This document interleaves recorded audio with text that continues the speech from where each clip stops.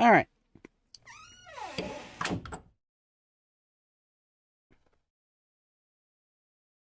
Here we go. Okay. Oh yeah. YouTube is back. Probably not with the viewers I had from the other streamer with Heaven does not respond, but whatever. Doesn't matter. If people want to continue watching me, they can go to the new streamer. The Séance of Blake Manor is a gothic folk horror, and as such touches on a lot of the human tragedies experienced through history. Every effort has been taken to find a balance between authenticity and sensitivity with the language used. The player's discretion is advised. Okay.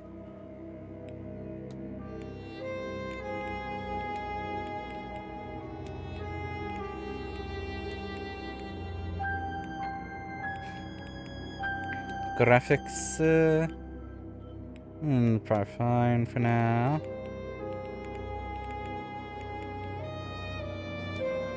Okay. New game. Yes.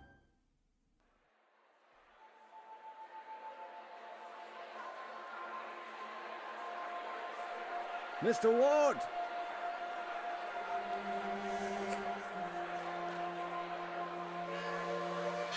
I'll waste no time, as there's none for wasting. I write from Blake Manor in Connemara. Yesterday, a guest went missing. A young woman named Evelyn Dean. Everyone here carries on as if nothing has happened. She has not left. Of that I am sure. This envelope contains £200. Please, sir, accept this money and come quick, for I fear she's not long for this world. A further £300 will be paid out if you find her alive. I know the west of Ireland might well be the far side of the world for its distance from you, but there's no one else to turn to. I hear you are an honourable man, a steadfast investigator, and, perhaps most importantly, godly. I pray for the girl that this is true.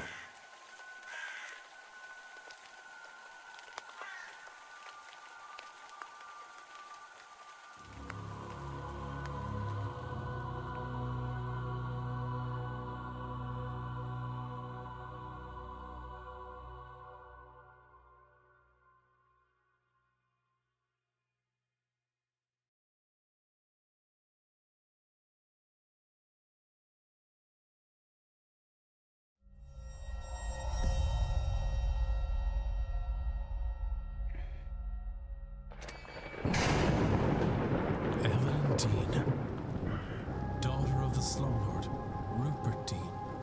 I wonder if my employer harmed me because of my past with her father. Or maybe they don't know of her father's involvement in my brother's death. I suppose that too will become clear in time. I need to...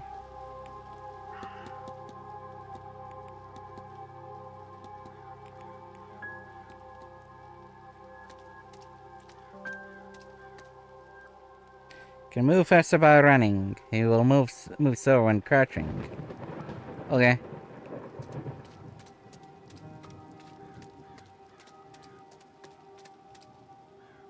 Hello?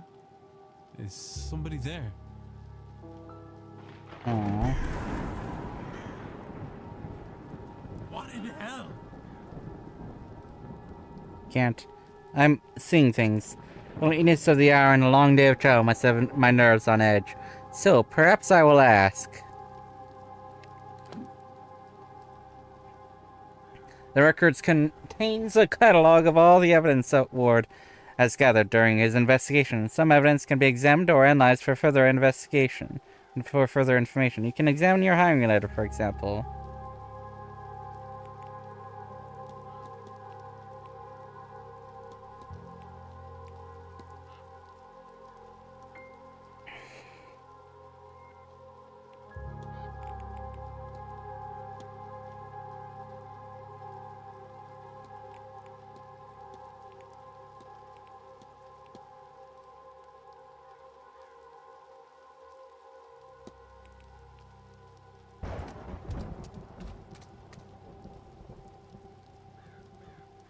A not uncommon centerpiece at a place such as this.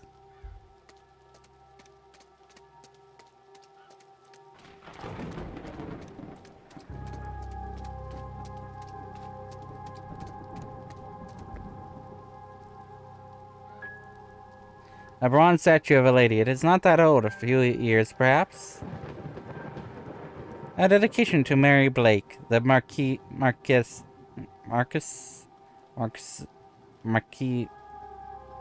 wife. As though taken from us too soon, she will live on in our hearts and lives, and lives through her kind and charitable deeds.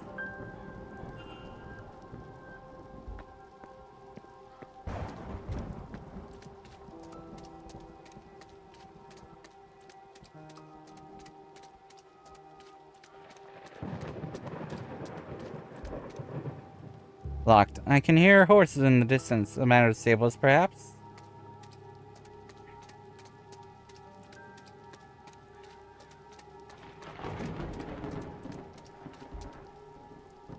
There's something in the fountain where I thought I saw that woman. A shawl?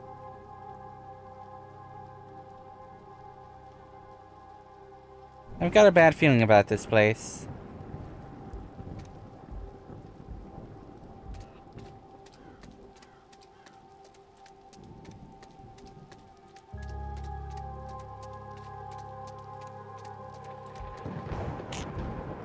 A barrel of rusty-colored rainwater.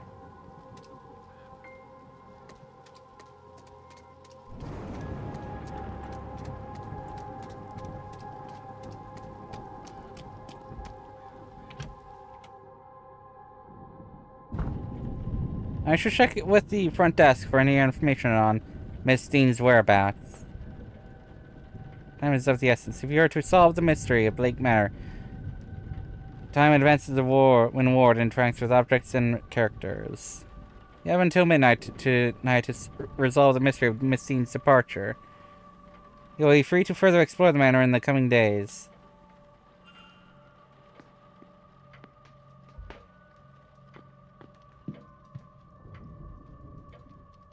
There's nobody around. I could ring the reception bell or spend a moment taking in the place first.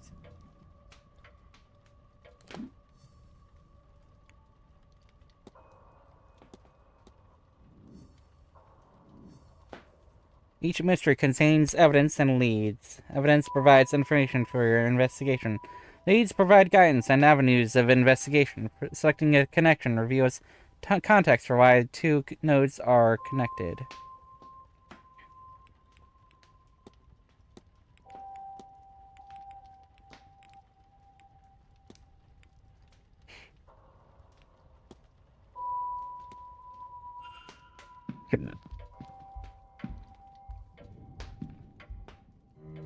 Flyers.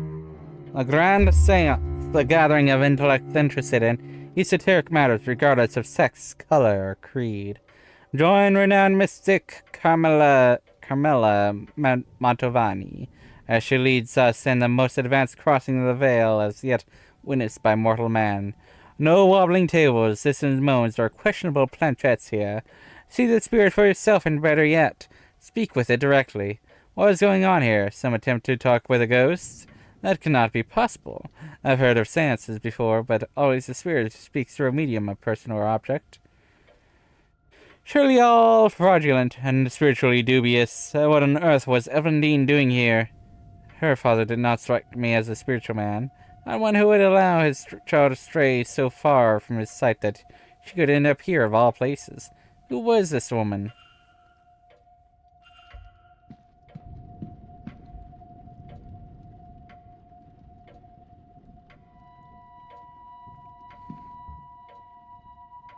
It sounds like there's someone on the other side.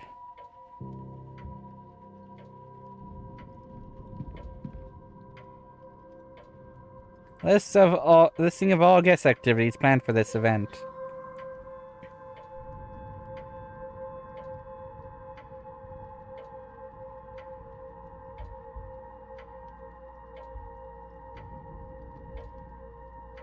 There's a masked ball tomorrow evening at 9 p.m. in the ballroom.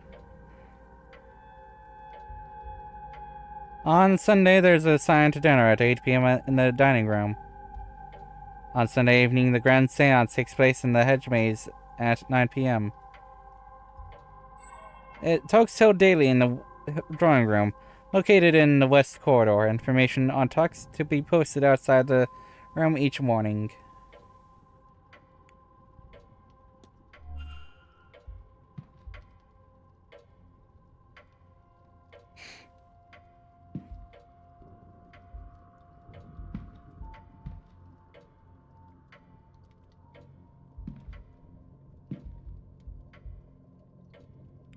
Random issues.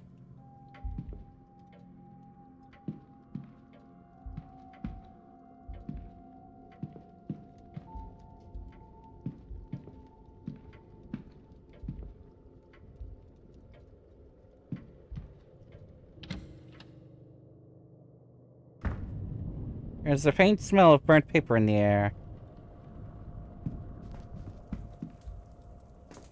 There's nothing I can see from here that would be causing the burnt smell in the room.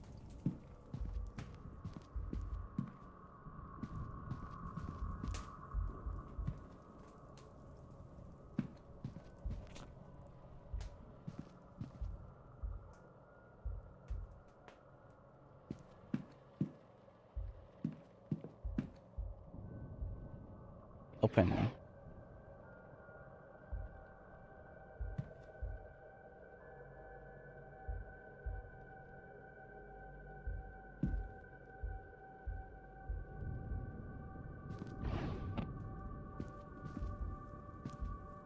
Open. Can't see anything of note in here. Okay.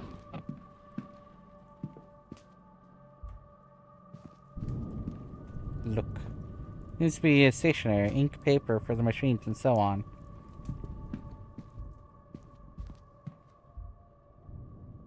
I can hear nothing.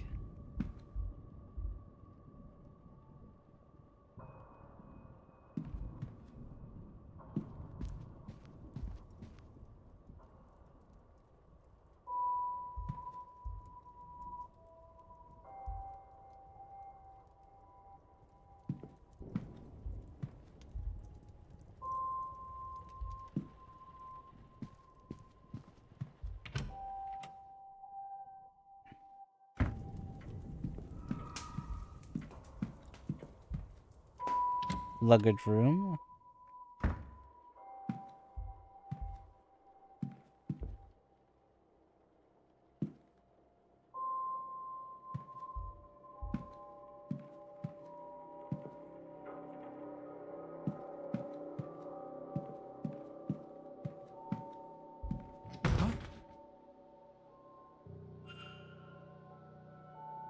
An ordinary event, except there seems to be something stuck inside.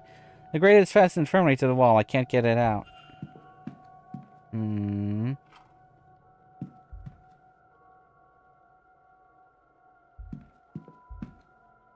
Locked, of course, but there's something about the pattern on the lid. The way it's pulling me in. I'll have to return here later.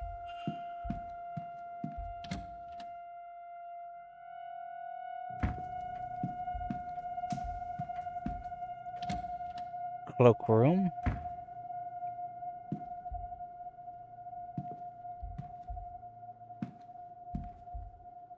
Blasted cold. Mr. Hunter had best get on with it, fixing the windows soon.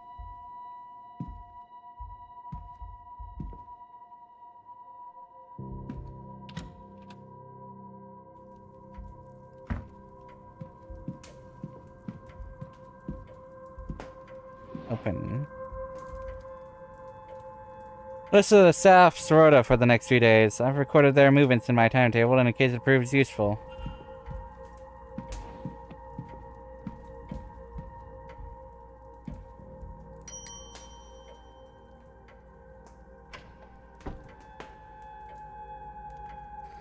Yes? Hello, I'm Declan Ward. I telegrammed ahead. I see. We did not receive your message, Mr. Ward. Our telegraph machine is broken. Regardless, I am Vincent Varley, the manager here. We are quite full at present, but we can fit you in. I'll send word that her room should be prepared, and I'll show you to it as soon as is possible. It shall be no later than midnight.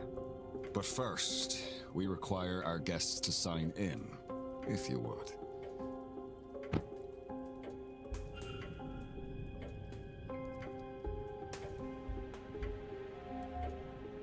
Evelyn Dean signed the registration book a few days ago. There's a lot of names here, all signed in with the last week. More than I thought there'd be. Excluding myself and Miss Dean, there are 17 others currently staying in the hotel.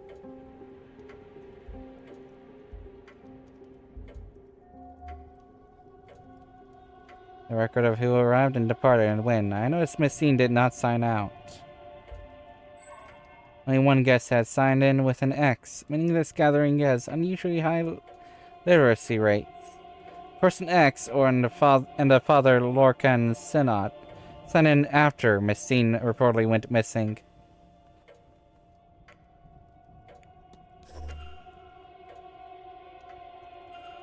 I see you are busy for somewhere so remote, though it seems quiet around here.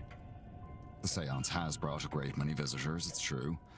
Most have retired early to be ready for the weekend ahead. Ah, yes, the, Séance. I noticed the Miss Dean's name signing in. Does that happen to be Evelyn Dean? It is. Rather, it was. I'm afraid she's not staying with us any longer. Were you hoping to meet her? I was. She's, left already? She has, yes. Can I help with anything else? Can engage concern responsible to reveal new information, exposing more about the characters and their mysteries.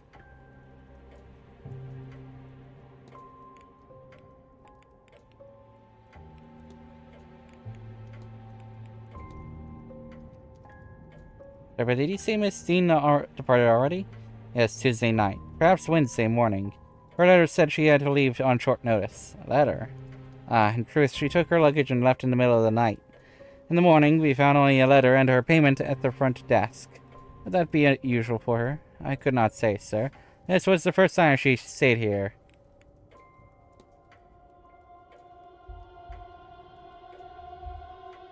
Tracking glasses. They must be difficult to see, sir. The damage must be recent, or surely he'd have had them fixed. He looked profoundly displeased. Is it with me or something else? A hand-on pocket watch. He keeps checking his pocket watch. He's either pressed for time or ruled by routine, or both.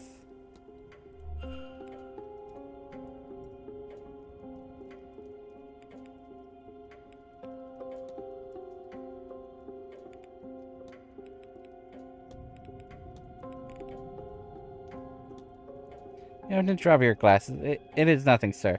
They're serviceable. I'll have them replaced after the event. I need nothing else, thank you. Then please wait here. The staff will prepare your room. I'll be back to show you to it shortly. Now, if you will excuse me, with the telegraph machine broken, I have delivery orders to write for the morning. If you need me again, you know how to summon me.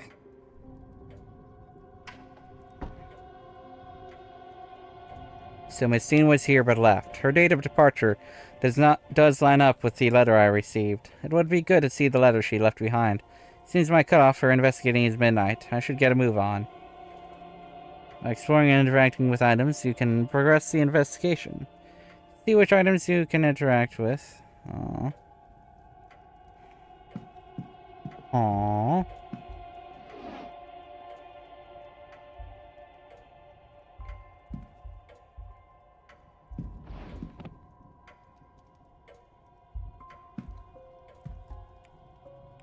Quicksilver.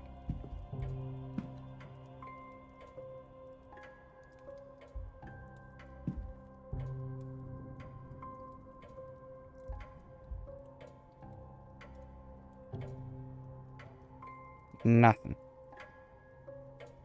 Having looked around out here, not sure Miss Dean's letter is still being kept in the reception area. Likely the manager has it in his office.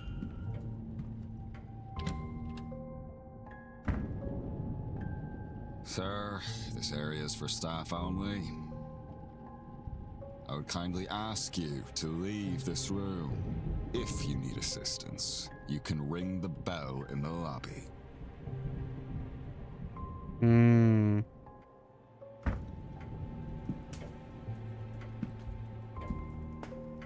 It's even later than I thought.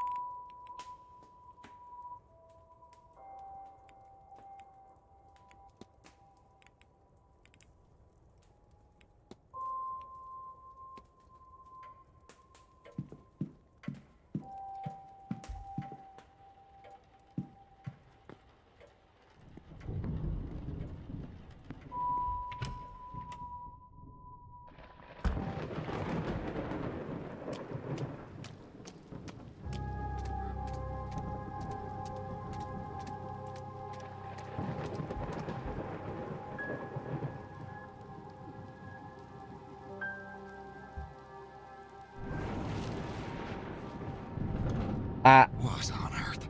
Sir, this... I do not know why you went to such lengths to break in. This event is not open to people lacking...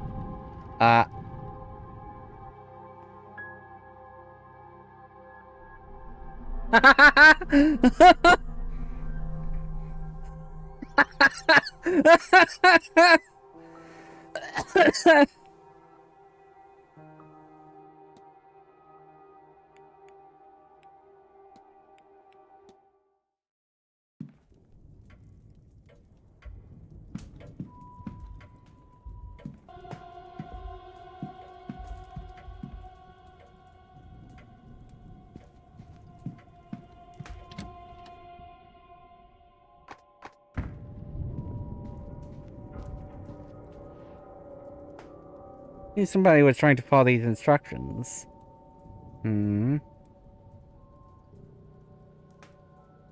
What's the required output voltage? 6 volts.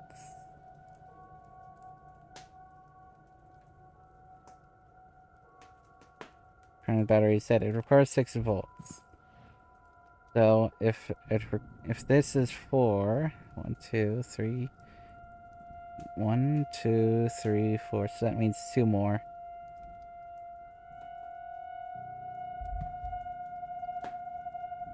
These burnt out discs are where the smell in the room is coming from. I remove them in case there is any risk of fire. I think I'll need to replace the discs before I can do anything.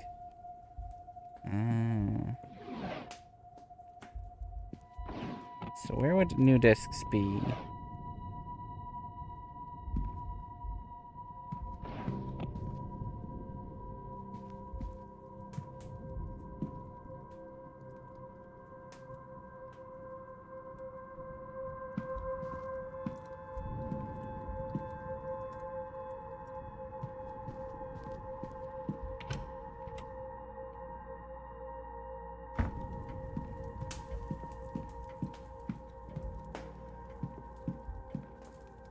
It's locked. I assume it will be unlocked when the porter arrives.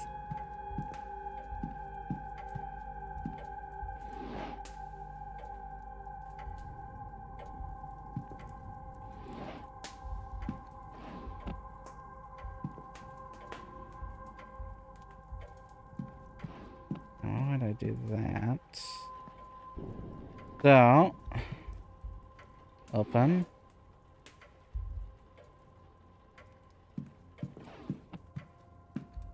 Look.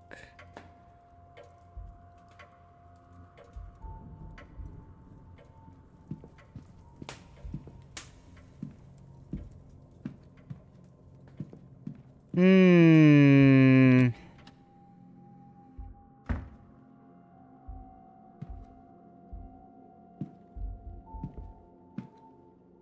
Crates are emptier than the rotting turnips.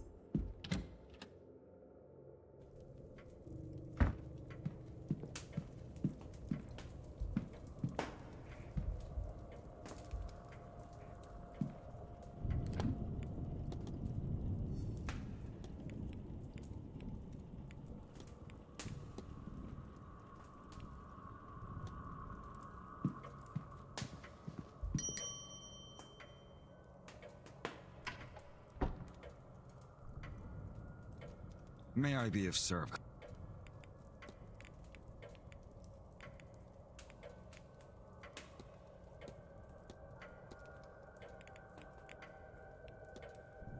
Mentioned the telegraph machine is down. It is. Luckily, the storm shorted the battery. Terrible timing. I tried to wire up the replacement, but have had no luck. I'll have the groundsman look in the morning.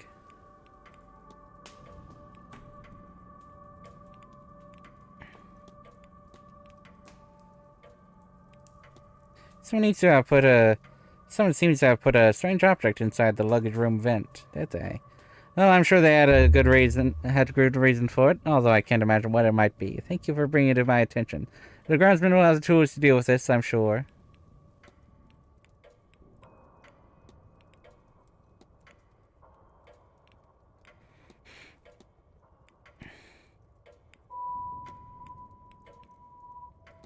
Are you alright, sir? You look rather perturbed. Perfectly fine. My mind is on the hotel and event, of course. I need not. Then please wait here. Now, if you need me again... I want to determine whether anything suspicious happened. I'm running out of time. Oh. There they are. This must be part of the telegraph machine that Mr. Valley was trying to get working. He seemed quite vexed at having to prepare the orders by hand as a result. Maybe if I can assist in its repair, he will warm to me.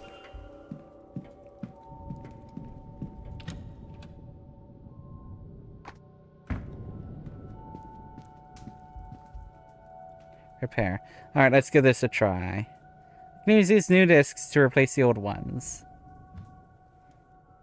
Okay, so brown. So that. Okay. I need to assemble a battery with the right voltage to power the telegraph machine. It just needs the right number of discs in the right order. 1, 2, 3, 4, 5, 6. Battery seems to be working and the telegraph machine now has a hum to it. I should tell the manager.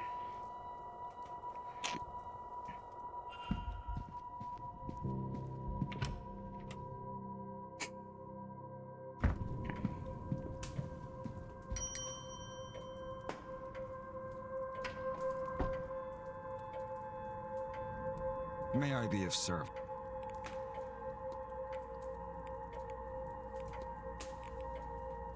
Your telegraph machine seems to be functional.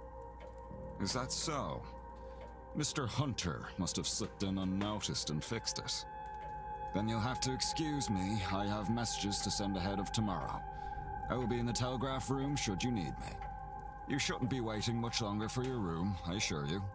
It will be ready by midnight at the latest. There we go. I should act quickly. I don't know how long you'll stay in there.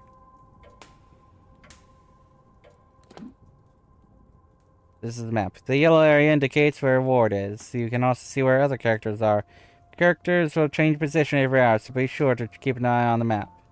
New areas will be added as Manor is explored.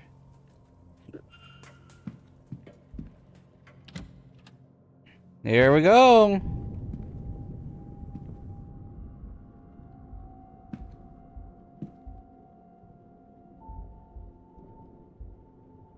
Various letters from the guests, making requests of the hotel for the duration of their stay. Mr. Varley submitted draft orders. He was requesting payments hold off until after this event is over. Open letter. A response to Mr. Varley, who seems to have asked after a child on behalf of a young mother. The letter assures him that the child is safe, but is otherwise not forthcoming.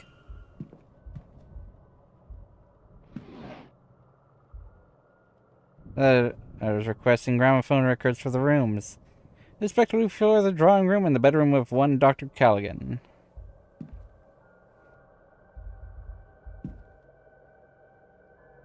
I have no way of knowing the code for this in a little time. I should search the rest of the office for the letter. Administrative files, nothing of value. Newspapers. A letter from a supplier requesting payment for goods delivered here for this event.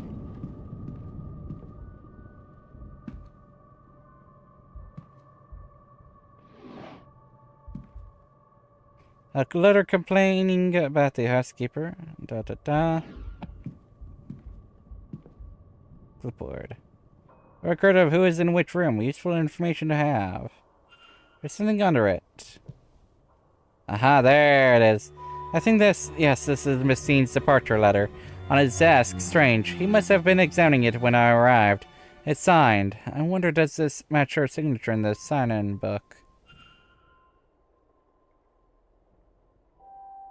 No.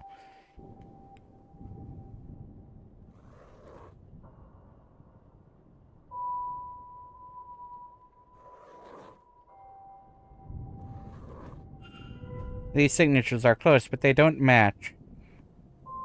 Somebody else wrote this letter of hers, but who and why? You've gathered enough evidence to craft a hypothesis.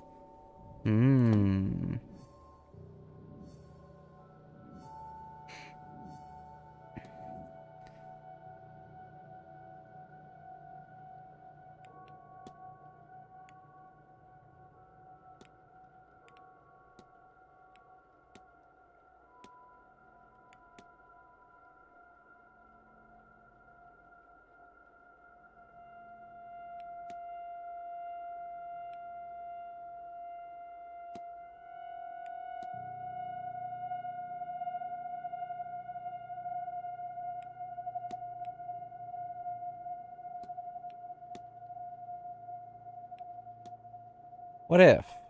I know what happened here. So, Miss Dean didn't leave the hotel. And somebody wants us to think that she did. But who? Can I learn anything about the culprit?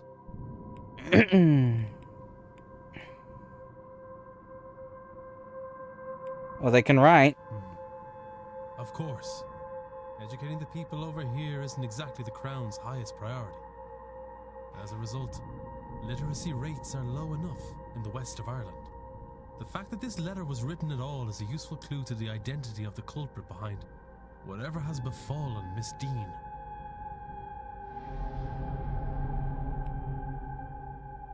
She did not leave the manor, though somebody wants people to think that she did.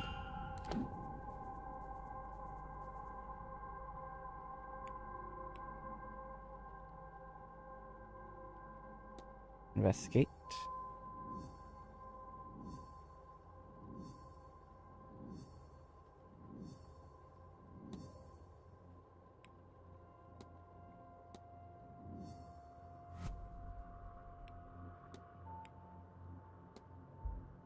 Mr. Ward, Mr. Ward, your room is ready.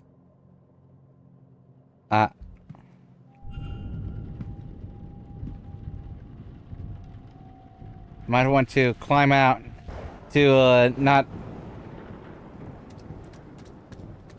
that he doesn't know that I went into Mr. the office. Ward,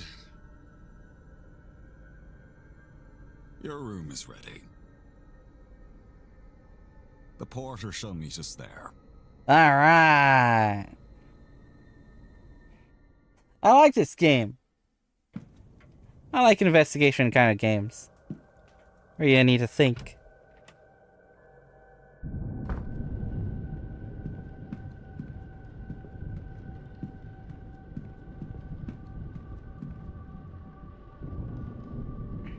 Strange contraption. I wonder what its function is.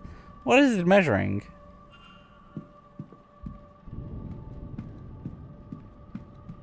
Your room awaits you upstairs, Mr. Ward. Fine. Fine.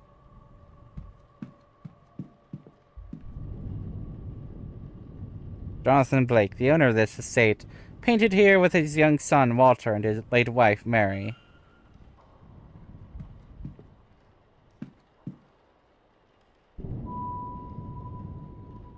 Who's that? Lagosta. Where did she go? Was that a ghost? Get a grip, Declan. You're tired and this place is getting to you. Lake Manor.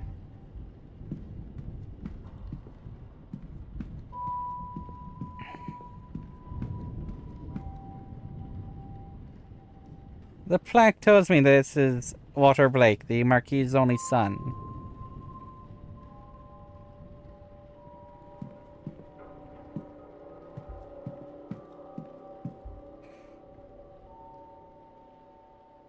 Edward Blake, the man who built this manor, according to the plaque.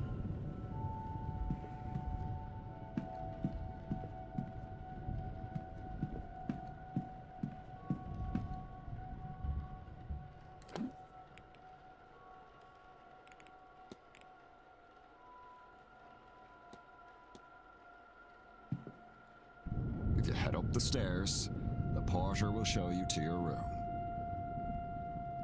Okay.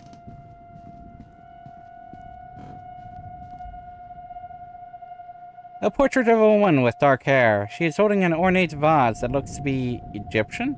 That's curious. The plaque reads Lady Wilhelmina Blake.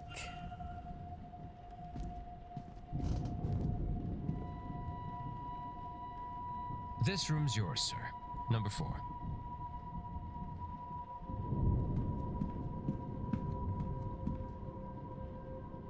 You can skip to the next area using an hourglass. I'm going to be skipped forward and hours lost cannot be regained. It's too late for this.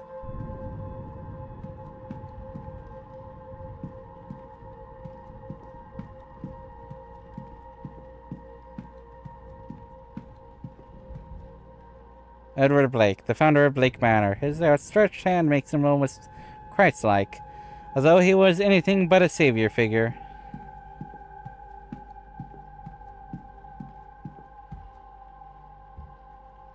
Sounds like there's someone on the other side.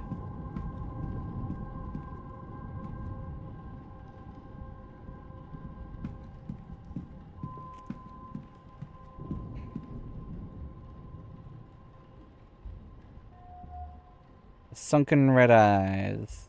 As if something is irritating them. The unusual Celtic cross. A Celtic cross, so it seems somehow different to many I've seen. Shaky hands. He seems to be suffering from some kind of tremor. Well, this is your room, sir. Breakfast is served at 9 a.m. in the East Wing Dining Hall.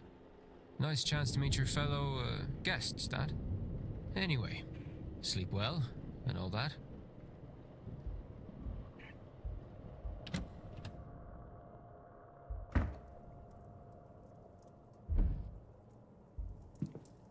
My luggage. I won't unpack in case I find myself needing a hasty retreat. Can't see anything of note in here. I doubt I'll sleep well knowing that this damn thing is lit. A thick rug with an unremarkable design. I'm more luxurious than I'm used to. Fine gramophone. Not the kind of thing I was expecting to find in my room. Stranger still, it does not come with any recordings. Oh, midnight.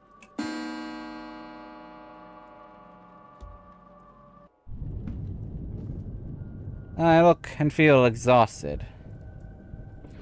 There's a little interest to me in here. A guide to the local flora and fauna. The locale in question seems to be in the north of England.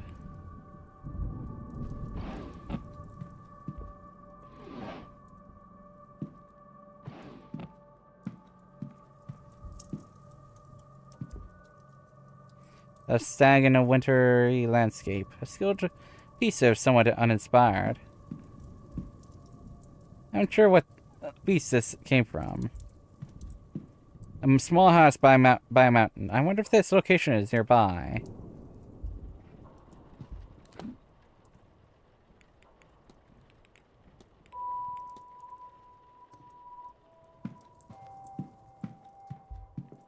I won't be able to do much else tonight. I should rest. Freshly dressed with good quality sheets. I should rest. Sleep.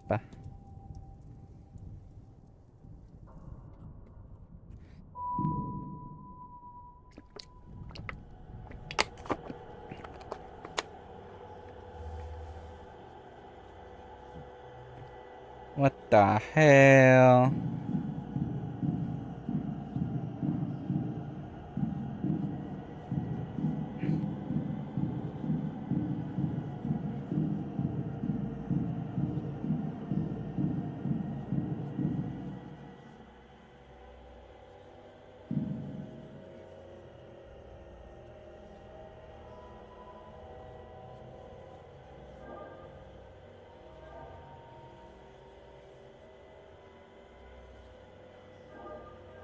Oh.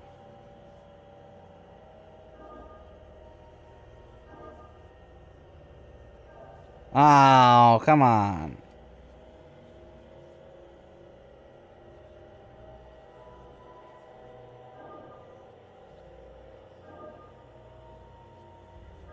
There we go.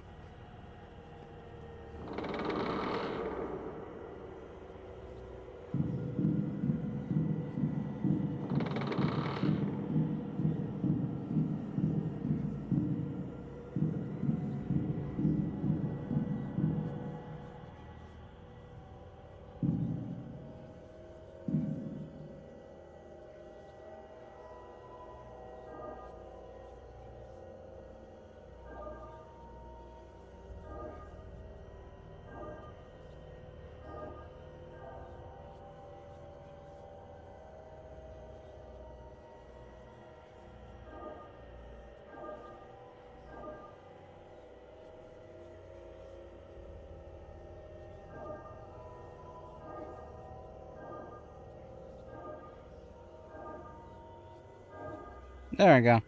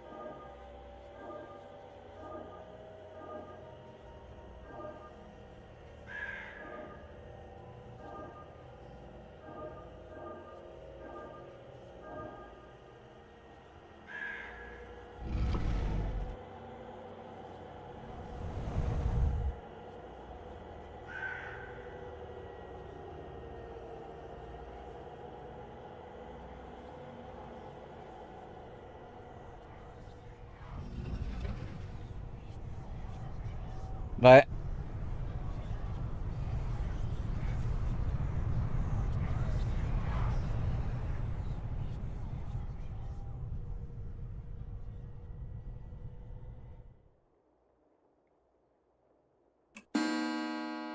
okay.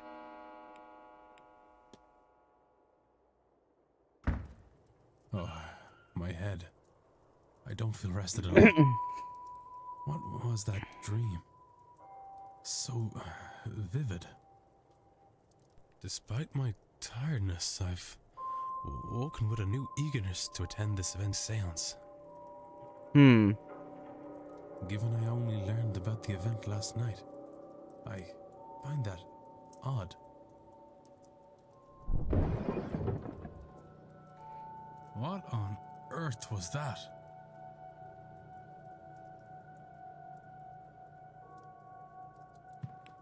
The Quicksilver. Saturday.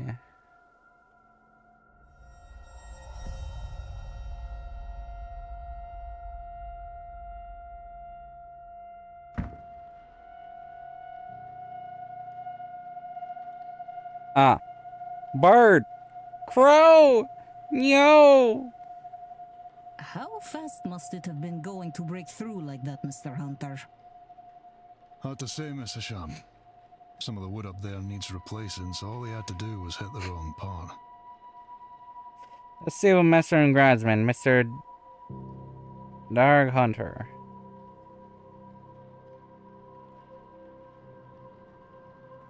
Given the attire, he's likely Father Lorcan Sinat.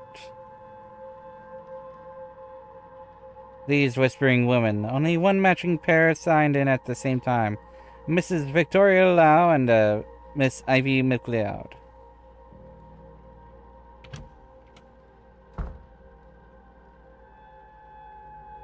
What is happening here, Mrs. Joyce? Myself and the Marquess were in a meeting with Miss Mantovani. Oh, sirs, it were a crow. Poor thing was dead on impact.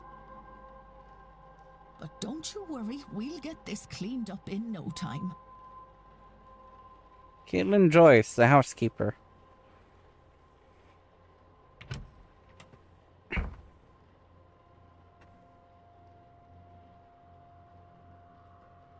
Sorry, Marquess. Miss Murphy? I was just coming to get you for young Master Walter. He won't eat alone. The food'll go cold for long. Miss Murphy, the cook. Well, then I shouldn't keep Walter waiting any longer. Come, I shall leave the rest of you to it, and trust everyone to have a good day. Marquess of Doon, Jonathan Blake. Would the boy in that painting be the master of the house, Walter?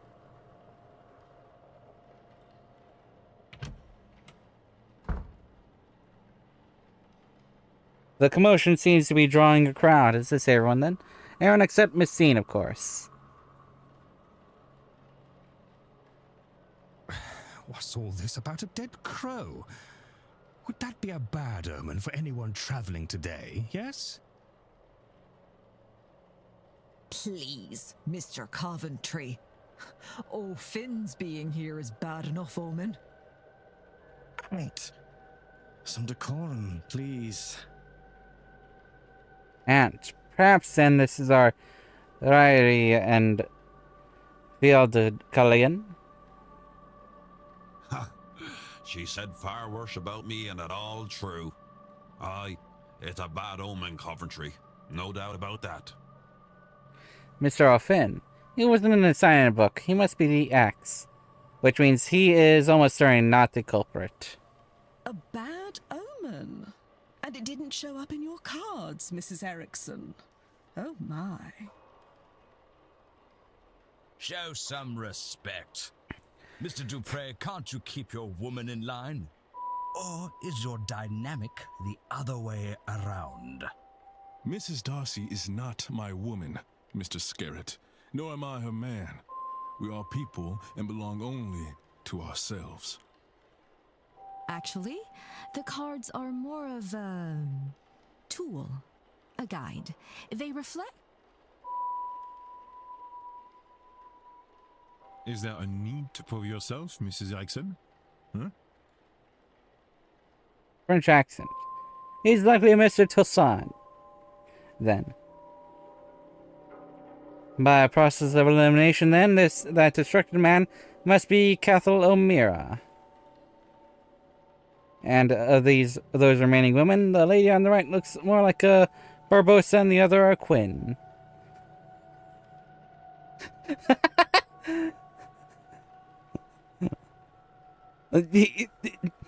He was just like, yeah, this one's a Barbosa, that's a Quinn, whatever. Two names left, whatever. Who was our newest guest?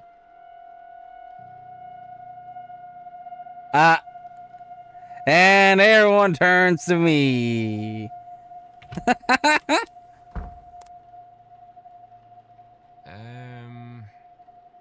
This might be a good time to mention that breakfast will be ready at 9 a.m. in case anyone wants to return to their rooms and freshen up. Saved by the bellboy.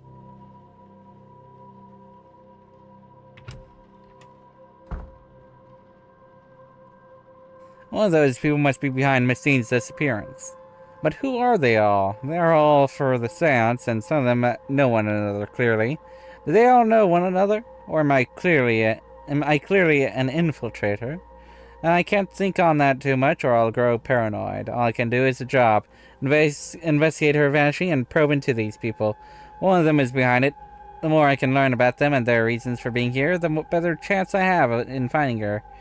I should make a record of their movements. It might be helpful to know what their plans are and when their rooms are free. Un moment. Monsieur? You would be, Declan Water, correct? Allow me to even the playing field. Huh? I am Etienne Toussaint, a debunker of fraudulent mystics. And it's the topic of fraud I wish to speak with you on.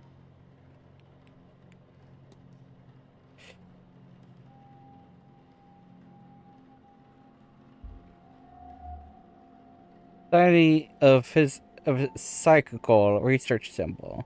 Crest which reads, okay. A notebook in pocket. A notebook worn around the edges, kept close to hand.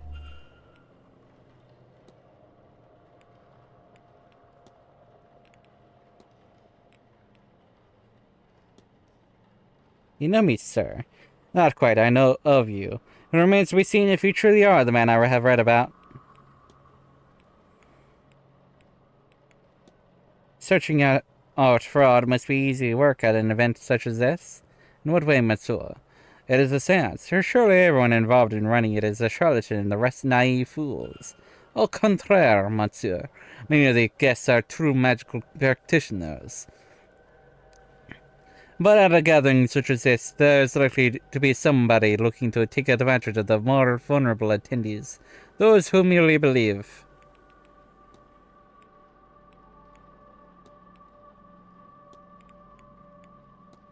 Excuse me, but did you say there are people here who think they can perform magic? No. I said there are people here who can perform it. You are, I know, not of this scene. But believe me when I tell you, but magic, rituals, ghosts, it is all real. It is hard, of course, and expensive in what it takes, so it is not commonplace. It's easier for some to fake. This is ridiculous. To you right now? Maybe, but you are here now, and you will soon see so many unexplainable things.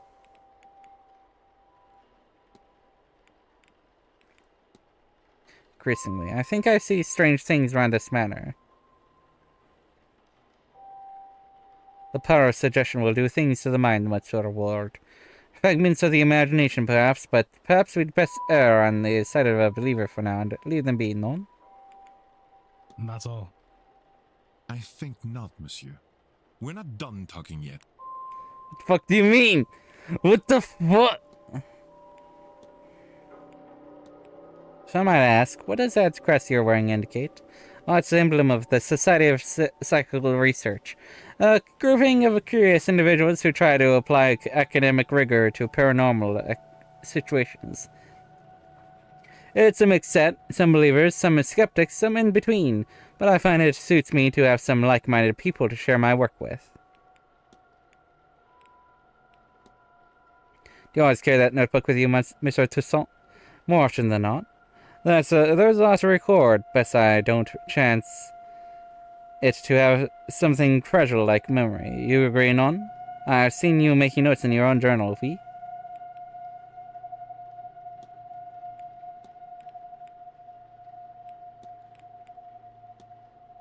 Tell me about yourself.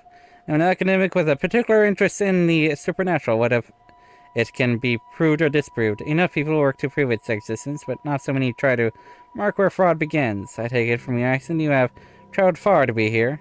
Some distance, I will confess. I'm accustomed to traveling to England, London especially, but this is significantly farther west. As for my origin, France. Paris, nowadays, though I was born and raised in Rennes. Have you ever been? I've never left Ireland. I hope someday you have the opportunity. In the meantime, your country is quite beautiful in its own way.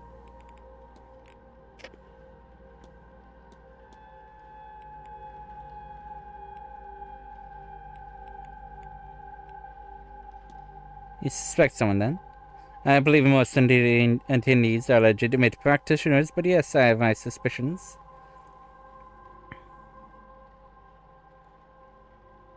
Aww. As long as Mr. shall be, gain enough evidence to solve Mr. Toussaint's hypothesis. Huh.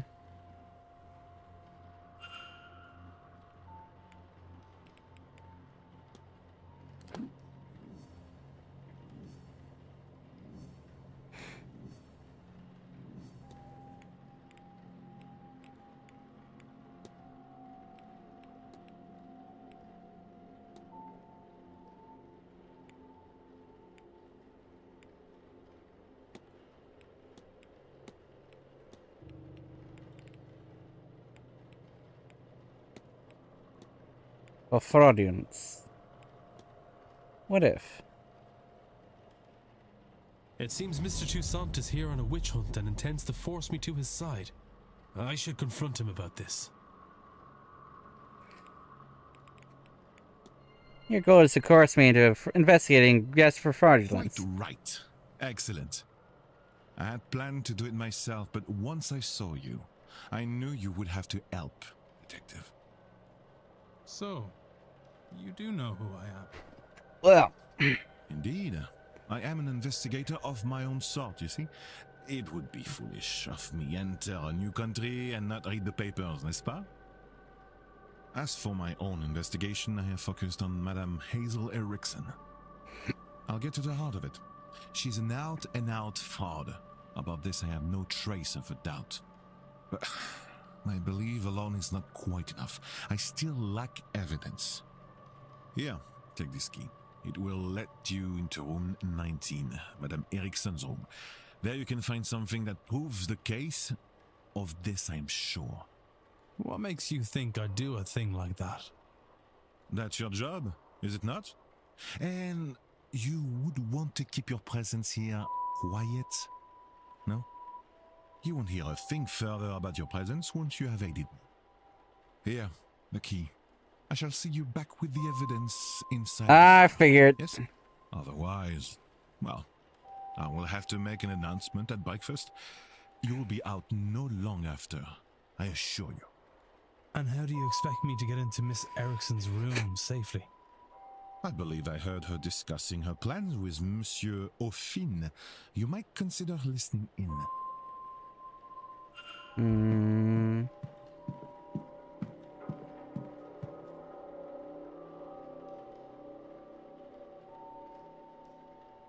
I'm sorry, sir, but do you have a pen I can borrow?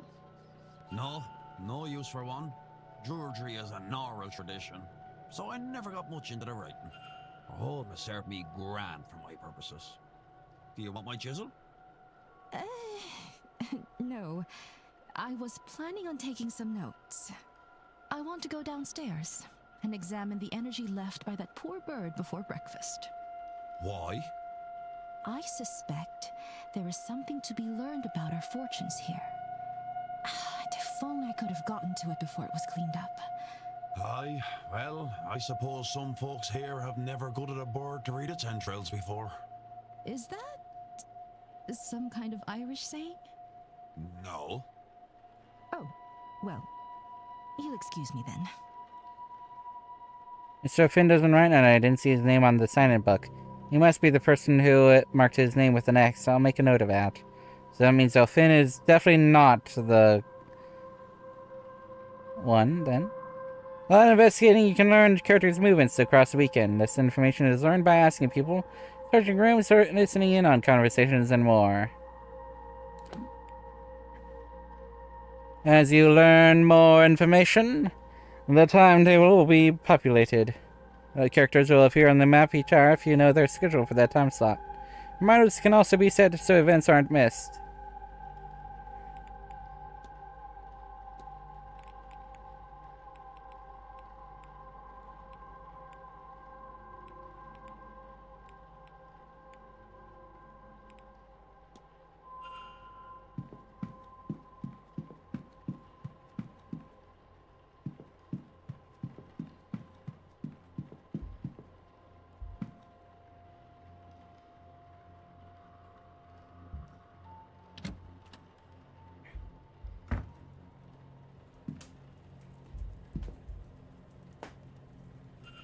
It says targets. Miss Dean's name is circled.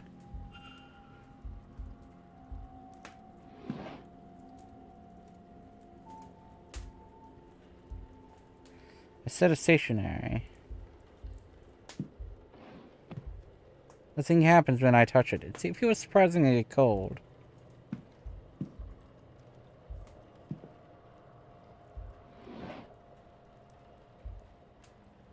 Standard deck of tarot cards. I can't see anything special about them.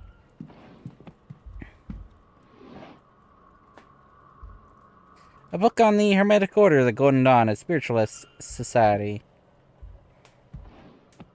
A book by Mr. Toussaint. Frauds in their methodology, volume 2. It has several pages bookmarked.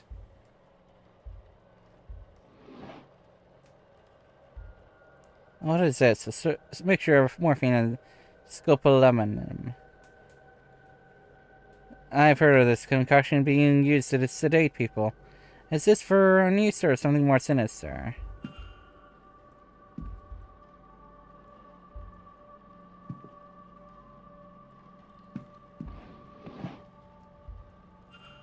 Mrs. Erickson is scheduled for this weekend. I have noted her movements in my timetable. I'm running out of time to find Mr. Toussaint as evidence. No, you aren't.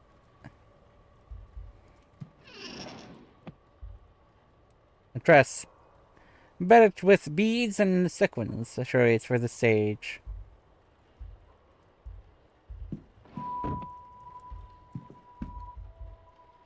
A variety of average-sized shoes.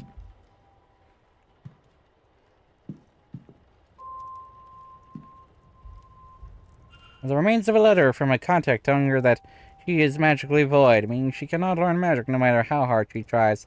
No wonder she burnt it.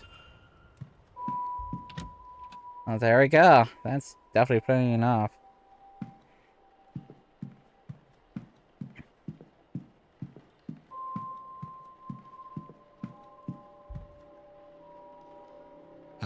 Hello again.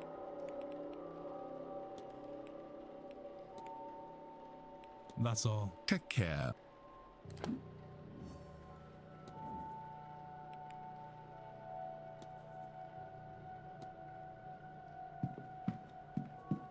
Is it not enough?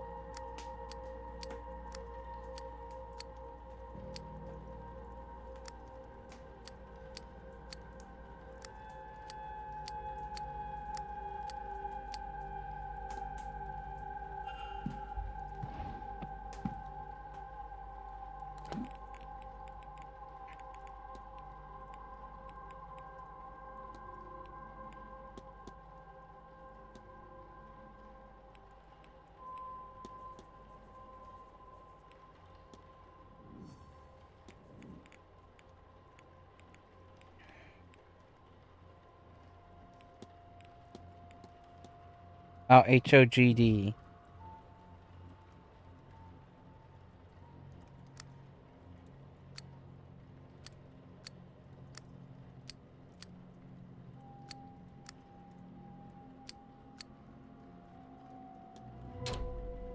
There we go. That was it.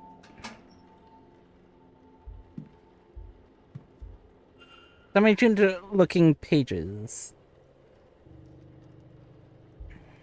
Illuminatus Magicus Consumatio. The magic resides in the heart of the user. Consume it and you will take their power. Place this sedated victim inside the ritual circle. Candles, a knife, hog oak, everything required to carry out the ritual. But who? I cannot risk picking another pariah like me. This looks to be a ritual to eat the heart of a person and seal their magical abilities. Good God, you can't honestly mean to go ahead with this. Small stones with runes roughly carved into them. Red candles, something about them leaves me uncomfortable.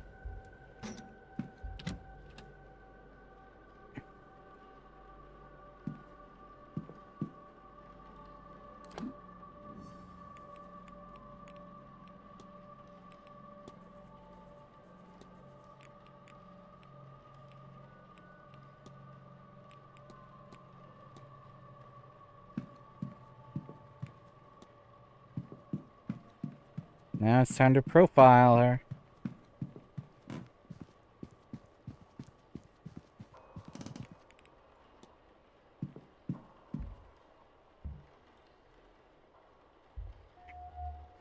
Crest on a necklace, an elaborate crest worn with pride. I don't recognize the symbol itself, however. Costume jewelry, an array of jewelry, the sort worn by spiritualists and showwomen. An artist's energy, she eyes it well, but seems uncomfortable. But for what reason?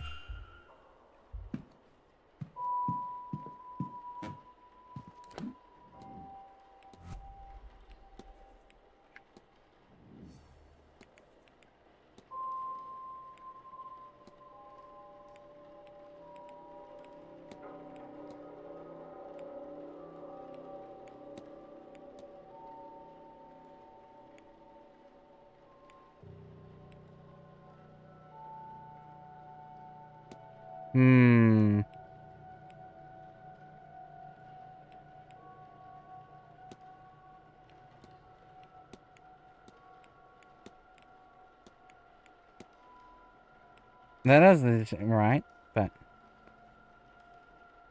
Mrs. Erickson intends on murdering Evelyn Dean to eat her heart and steal her magical abilities. I must confront her before it's too late.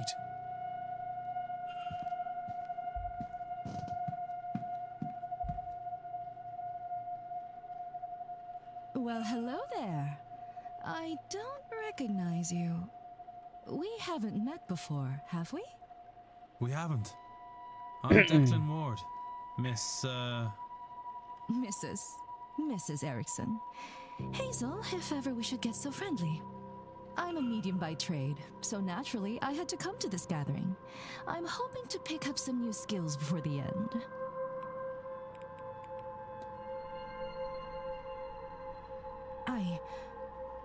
How could you possibly... Can you, read minds? Or did you let yourself into my room to rifle through my belongings? Bad news for both of us, then. You can't say anything without giving yourself up as a thief. And who would believe you? Whatever it is, you're no mystic, so there's no way you can't understand. To know such secrets exist, such wonders to see. And to be kept from it by some abnormality. What's the reason? I've put the work in and nothing! Am I a soulless freak? Is that why? Am I to be punished in this life, and then again for eternity? Would you sit by and do nothing? Well, I won't. I'll have my heart, my powers, my soul, and all you get by saying something is a nasty dealing with when I have them. Stay out of this, Mr. Ward, if you have any sense. Good lord. The woman is insane, desperate, or both. She must be sought. Mr. Toussaint will have some idea.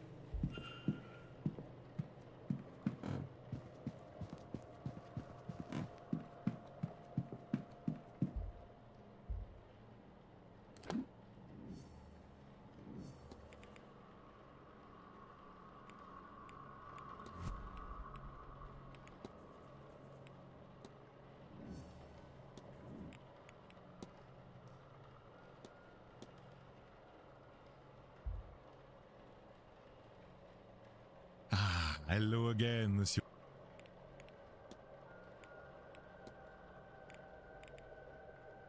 Mrs. Erickson has confessed to me. Quite a gruesome plan. She is indeed a fraud. She has no magical powers. She seems to be incapable of using magic, in fact. Something that plagues her. To the point where she will perform a ritual to steal the heart and magical prowess from another ear. What? No, it cannot be. She is in dire need to feel magic. To have it, it seems. But also, she fears that the reason she cannot use magic is a flaw in her soul. She's blinded, of course, by our desires. Anyone who believes in a soul would also believe that there is no eternal bliss for them after murder. Especially in a manner so foul. What's more, now you and I know our plan. Here, take my notes. Let her know that if she does this, not only it will stain her in her God's eyes for eternity, but also we'll see her hanged and raised to this oblivion she fears so much. She would be better served getting off this path now and finding more mundane solutions to finding her God's favor. I am told one can cleanse her soul with coin. My record shows she certainly coined enough of that in her time. As for you and me, Monsieur Wilder, our business is done. Whatever reason you're really here, your identity is safe with me. And as for this place, news of our plans has turned my stomach. I've had enough mysticism for this trip. I shall be sitting the séance out. Now, if you'll excuse me, I have notes to make in my quarters. Au revoir, monsieur. Okay.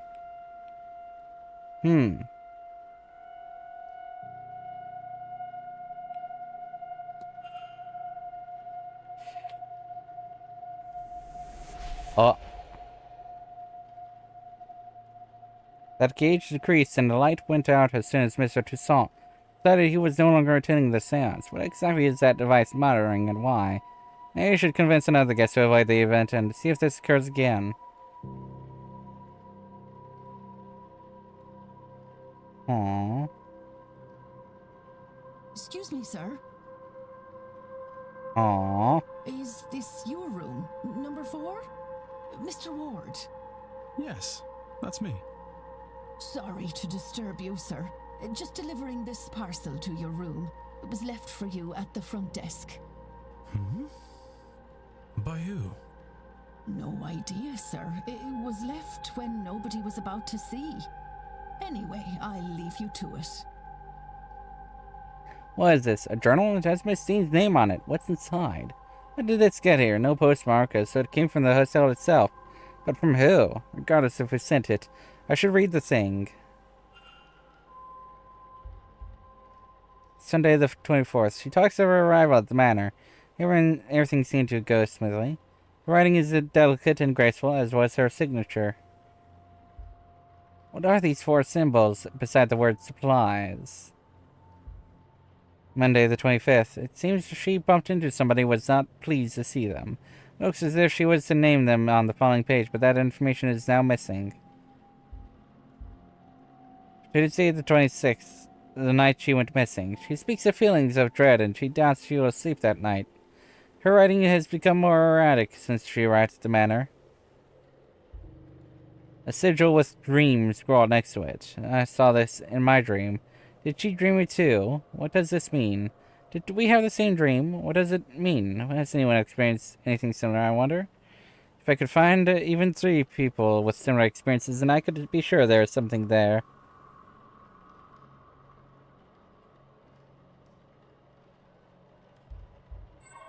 seems some pages were thrown out.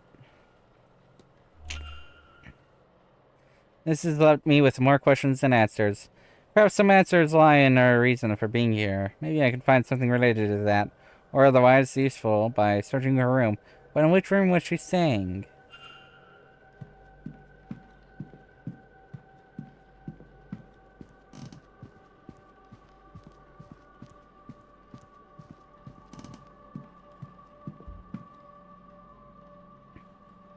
Mr. Ward, surely we have nothing left to discuss? Mrs. Erickson, we need to talk. This had best not be about my personal affairs again. Why don't you do us both a favor, Mr. Ward, and stop interfering? What could you, of all people, possibly have to say to me? That's not a bad point. Perhaps you'll be more interested in what Mr. Toussaint has to say.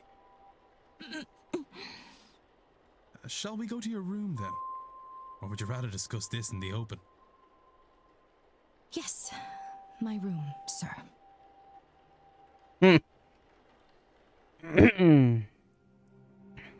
So you've read the notes and understand your situation. Whether you face eternal damnation now is a point of debate. You assume that this is linked to this magical nullness you have. You may well be wrong. But if you do this, then you are locking yourself onto that path. And Mr. Toussaint will ensure your remaining days will not be easy. Magic or no.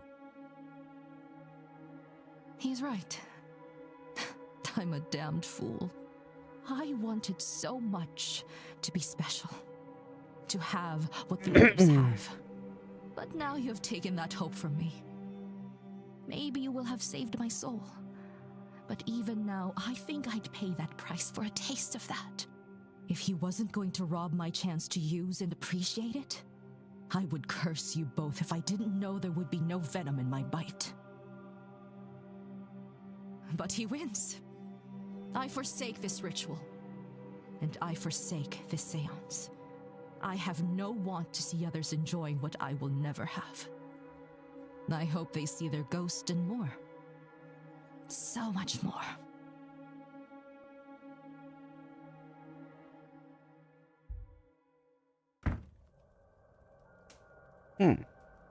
Now, I would really like to be left alone. I have a lot to think about. Yeah.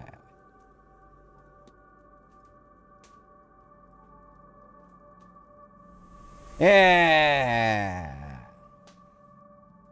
I was right. The gauge decreases as people's plans for the seance change. I'm still unsure of the device's purpose, but my gut says I want this as decreased as possible by the seance. Yeah. The seance has attracted the likes of Mrs. Erickson, and Miss Dean may be in even more danger than I realized. I was able to make her see sense, but I doubt that's enough to spare her from eternal damnation.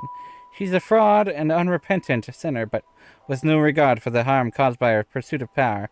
How many desperate people has she cheated to get this far? Can she atone for what she's already done? As if she even realizes she needs to.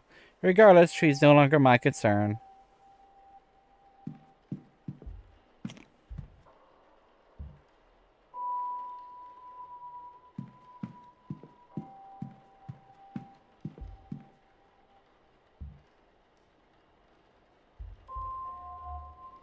A roughly made crown of wood and leather. A yew branch with the simplest of ornamentation, but he carries it proudly. Wild hair and beard. He looks to be living a hermit's lifestyle. Ornate belt. His belt is quite eye-catching. Ah, there you are now. Oh, I'm sorry, sir, but do I know you? No, I never said such. Just plainly, there you are, and you are. Yeah, True? there, sir. True? Sir, I'm no knight. I'm done enough in, and you can call me such. I'm a proud traveller protector of these lands. Noted. I am Declan Ward, Also not a knight. Ha ha, good to meet you, lad. I take it that you've come for the seance. Ah, yes and no. I'm here because of the seance, but not for it. I have no urge to speak to the dead. I doubt they have much comfort to offer up.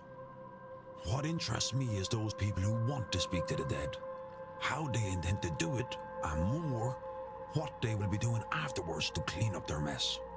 These rich people, they think because they force themselves on these lands they can do what they want to them? It won't stand. The land won't let it, and neither will I.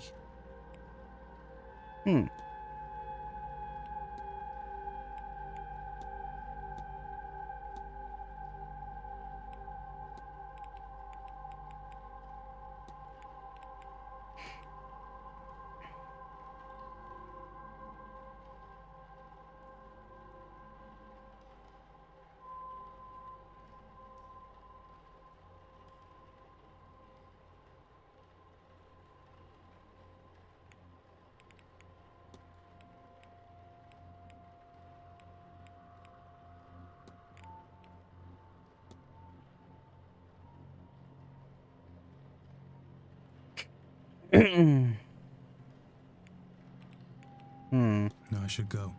Only do something if you want, not because you should.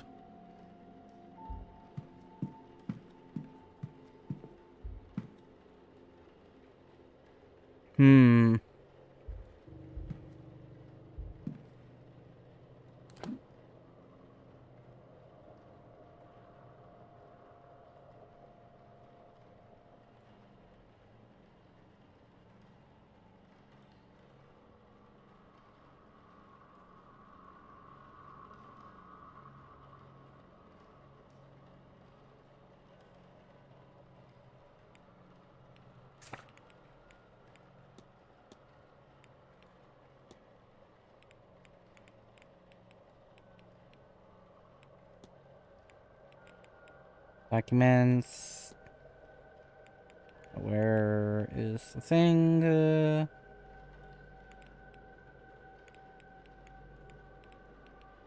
Room assignments.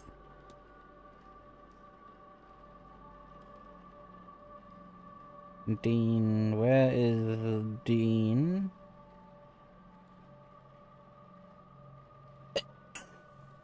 Ah! I tried to cover my nose.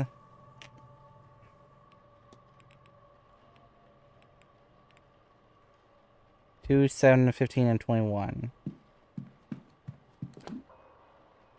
I'll try first 2.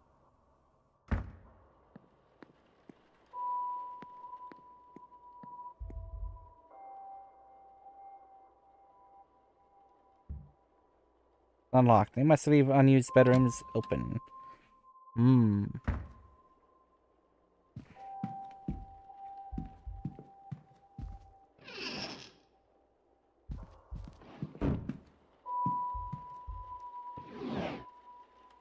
Nothing. Nothing. Nothing. Nothing.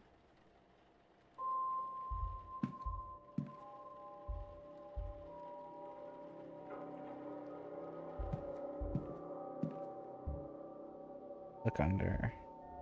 The child's block sits under the bed. Aw. A book of spooky stories. I don't think Dean was here.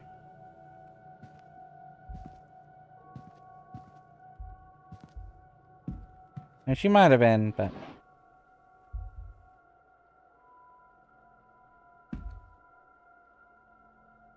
Yeah, I was singing that.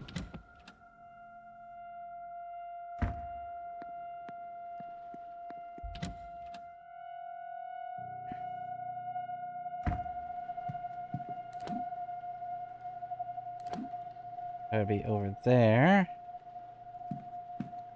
Go over to 21 first.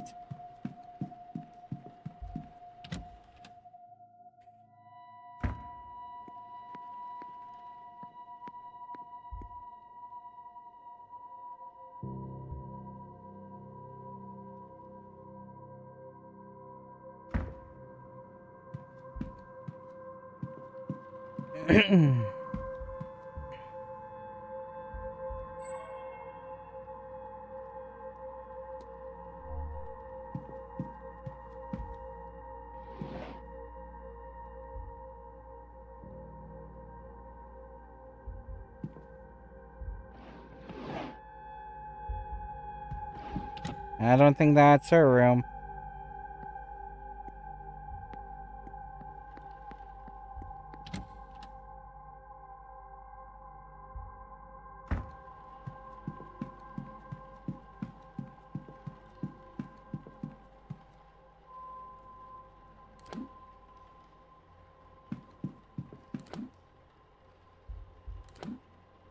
It's locked.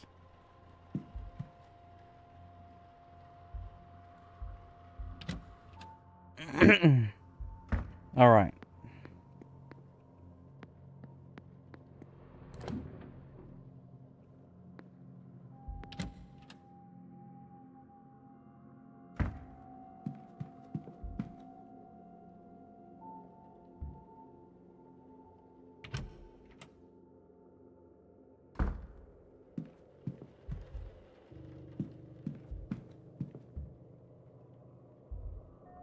A key.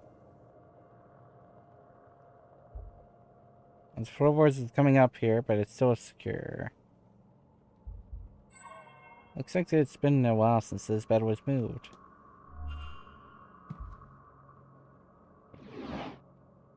Nothing. Nothing. Nothing. Nothing.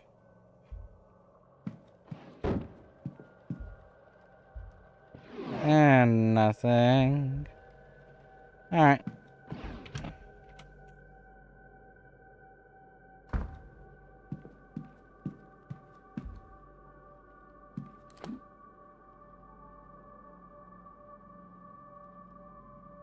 Just straight across, huh?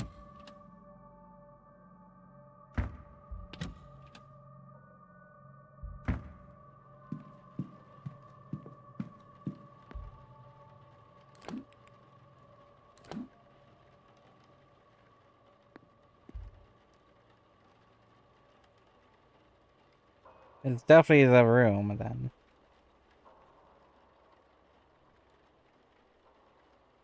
The door to room 15 appears to be missing. Markings on the wall look similar to those in my dream, but without a pattern. How would I ever go about finding such a thing? Whatever has caused this to vanish, might this have been Miss Dean's room?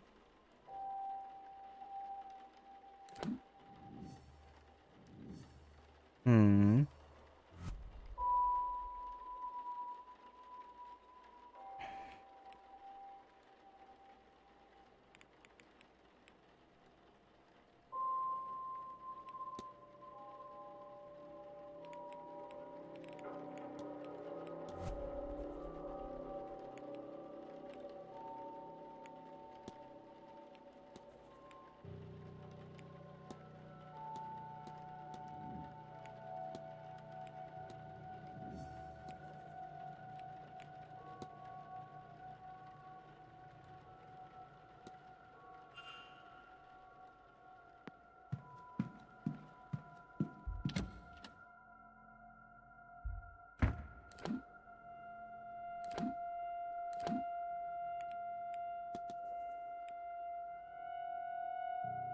And...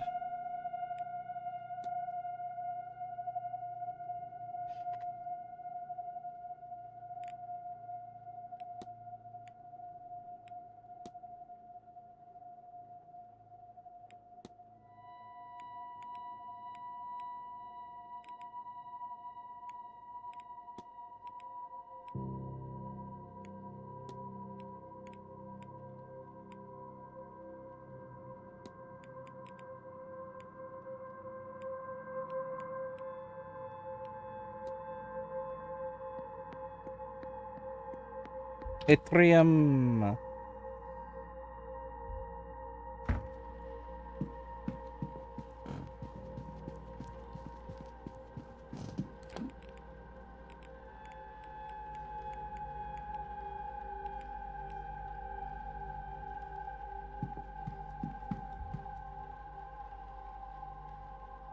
Mr. Ward, I do hope the earlier commotion with the bird didn't disturb your rest. There is breakfast in the dining hall from 9 a.m., located in the east corridor here. And your fellow guests will be giving talks throughout the day in the drawing room, located in the west corridor. Is there anything else I can help with?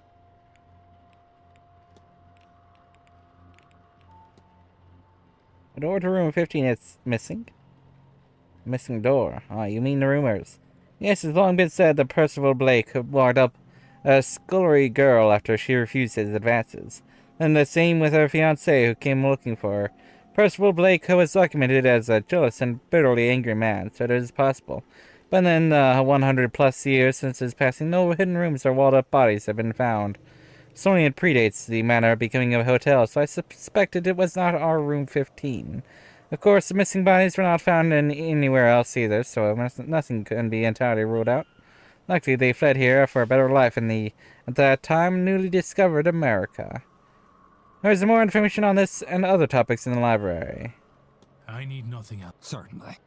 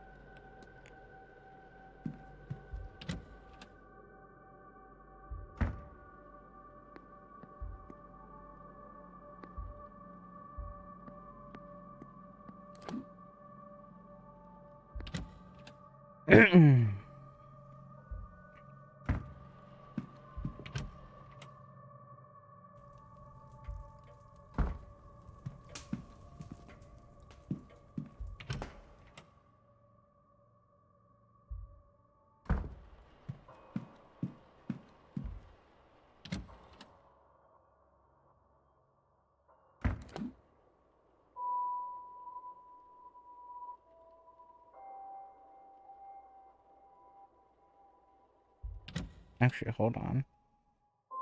Let me see. Is there a map somewhere around here?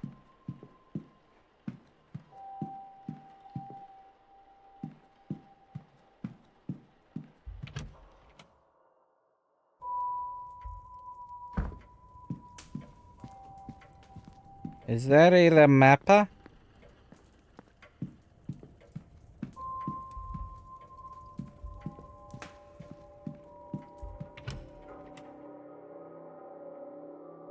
There's, where would it be?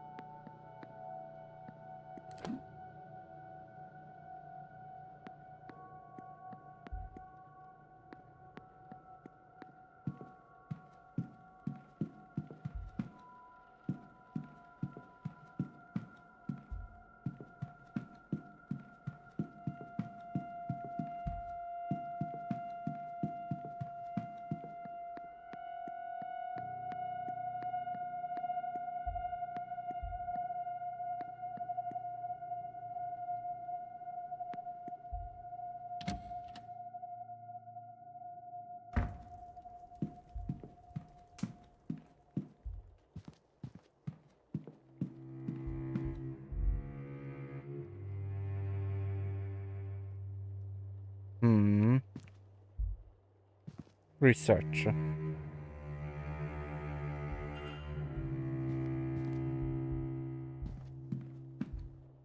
Spiritualism, religion. I research that, so this will be useful if I want to look anything up.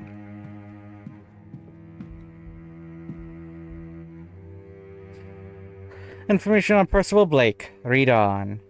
Percival Blake became the Marquess of Doon at the age of 24 when his father Graham died of old age. This was in 1739.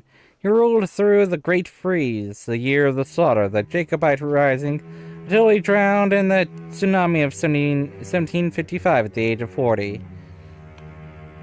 I see some annotations that suggest that he didn't drown in the tsunami more than he was drowned during it. It seems he was not popular with the people around him. In 1744, a scullery maid went missing. Rumors suggested he had rejected advances he made. Her fiancé came from a nearby village to find her, and he, too, wasn't heard from again. Various notes are added from different periods that say staff believed He walled them up, alive. One note says they can still be heard sobbing for one another through the darker months. Despite this gruesome reputation, a portrait of him still resides in the East Tower.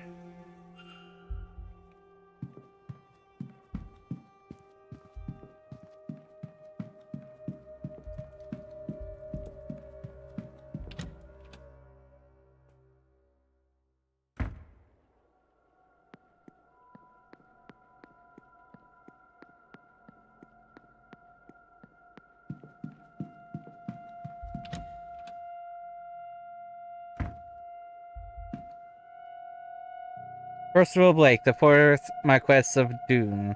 A nasty-looking character for sure.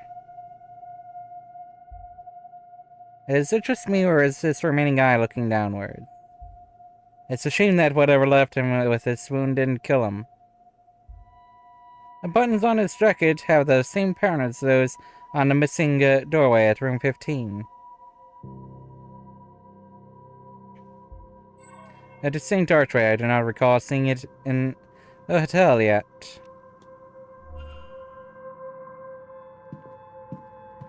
Looking down.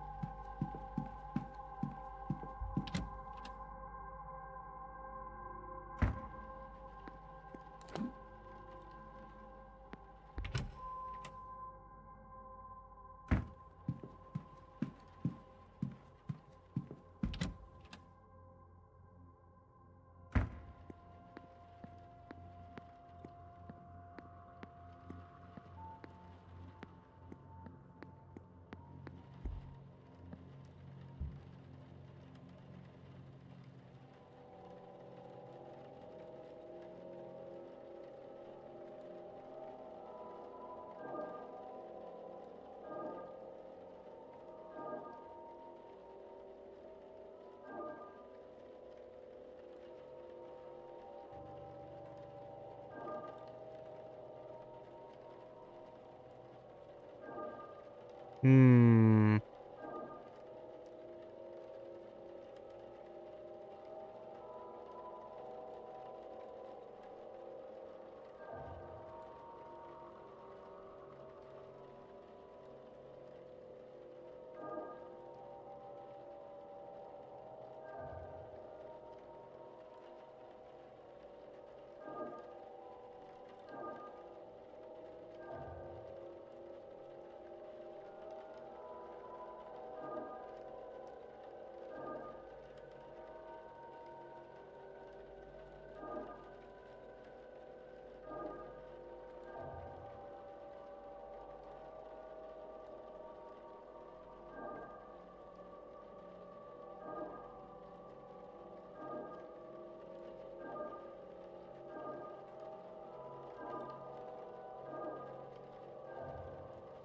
Okay, yeah, I think I was getting it right.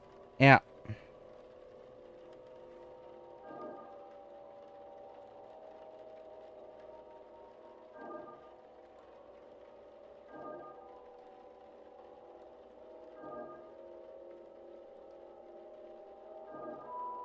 Just, not like that.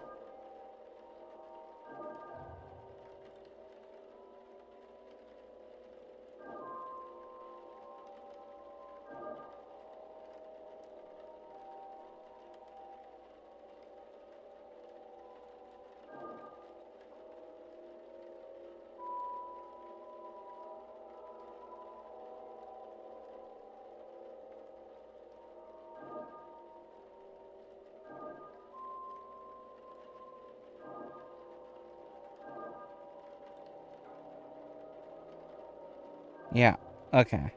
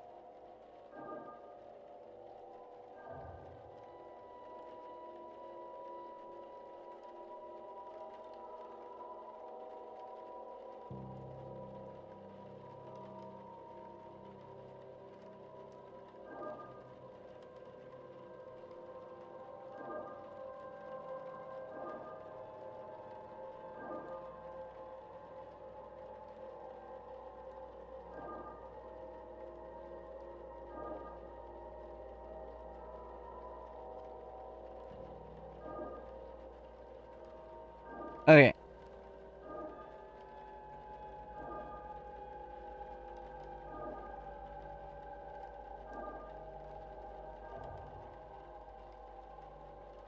Oh my god!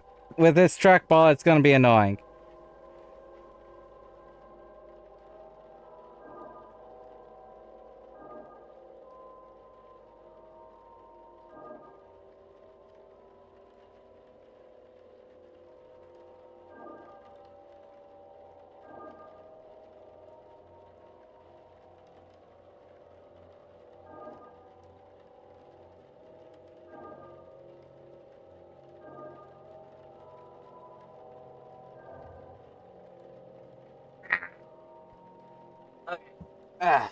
I give up on using the trackball for this. I'm gonna be using an optical mouse. Okay.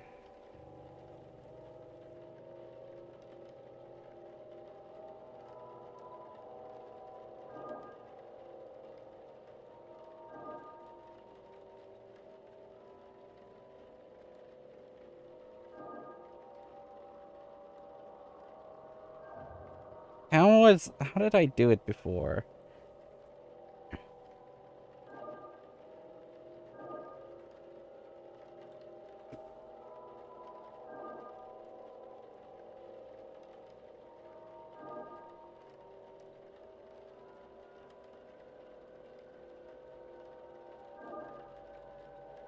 Right, like this, okay.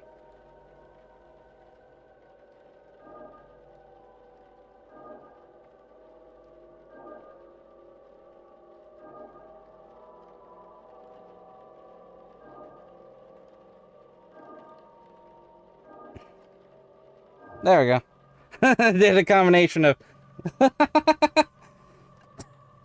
There's a hidden door hidden behind this wall.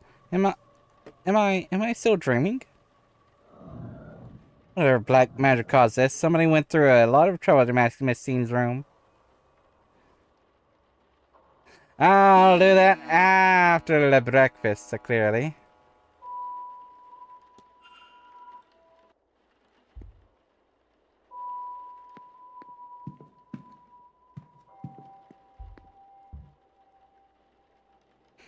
There's a key in the lock. Seems to be a master key for this corridor, but why was it left here? What other mysteries does this room hold for me?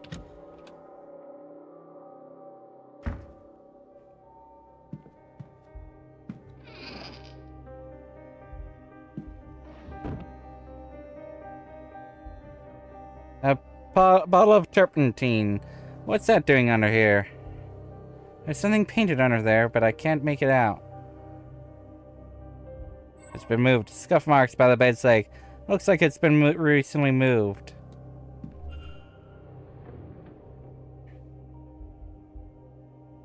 A bottle of turpentine. It looks like somebody made an attempt to shift these markings. What's this? Some kind of markings painted onto the floor? I've seen this before. The symbol was in my dream on the stone at the end. Though it is deformed here, a new shape seems to have been left by the deformation. Oh no. Not again.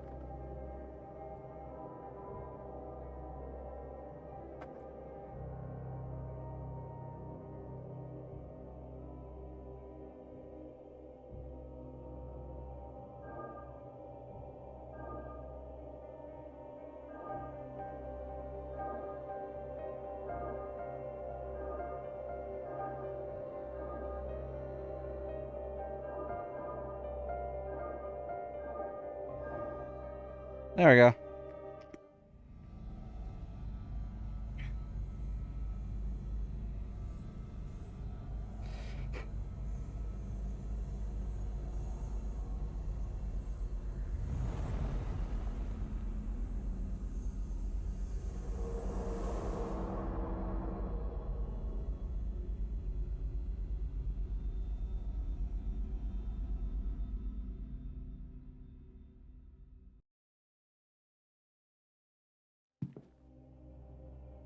That sigil.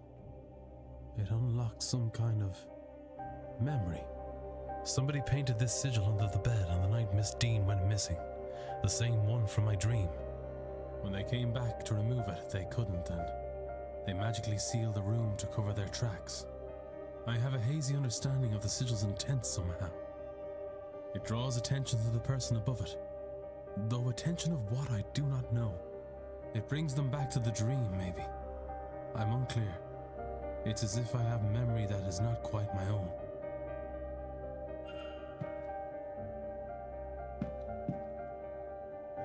Okay.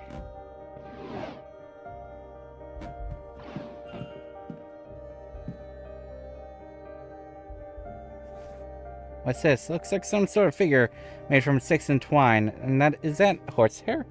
Why would this be here? It's been cleaned since its last use.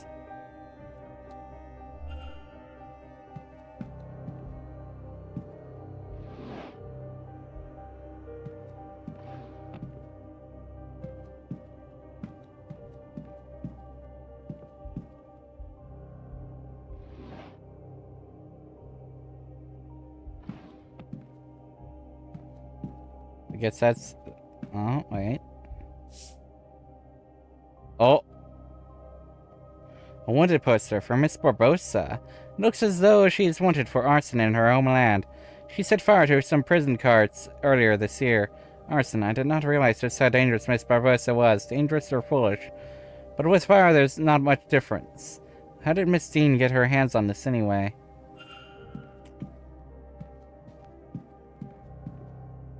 I think that is everything here.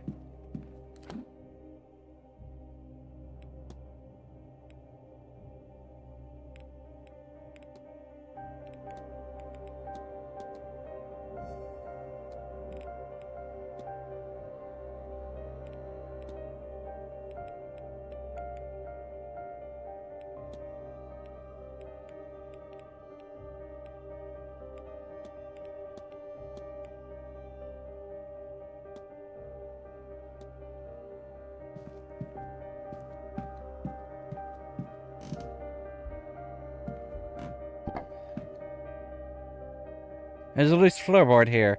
Is there something under it? It's a note. It started in the garden in autumn. Walked east to the junction, then north for 3. Then turn west and walk for 2 junctions, then south for 1. It's kept behind the cornerstone, which is seen when you face the stairs. There's something else, too.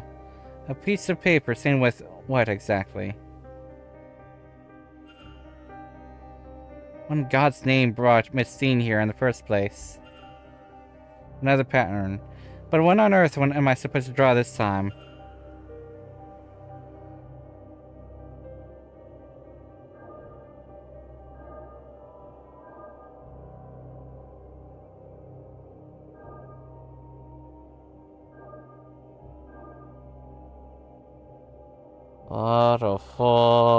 Bora.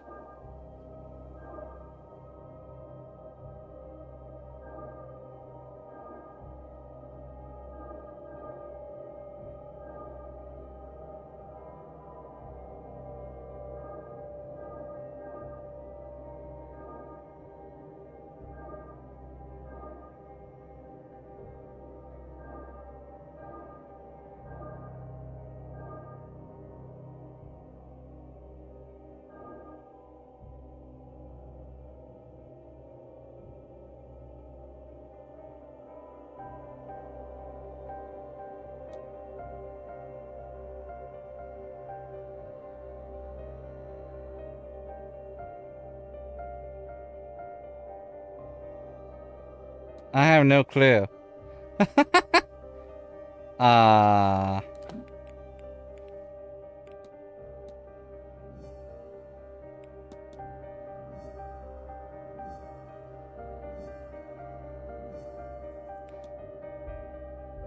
Oh, it would be...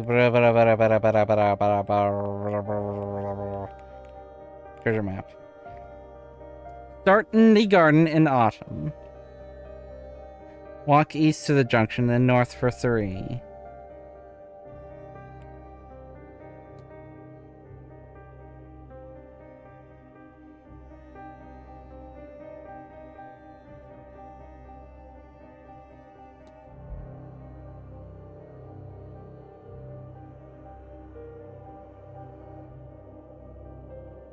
Start in the garden.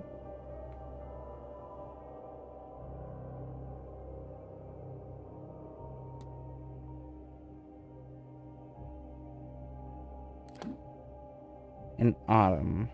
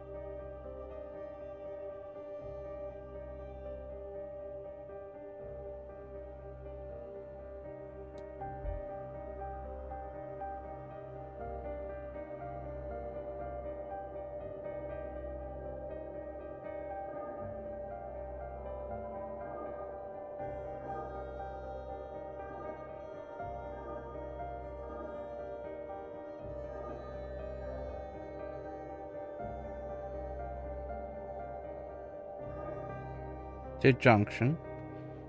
North for 3.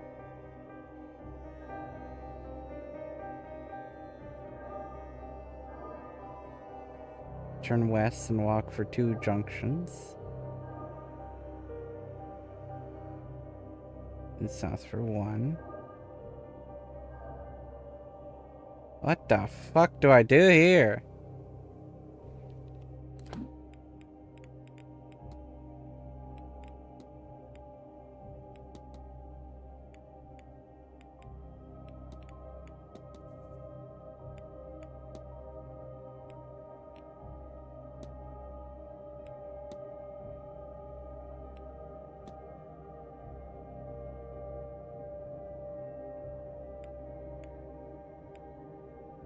Okay, so that one I know for sure that...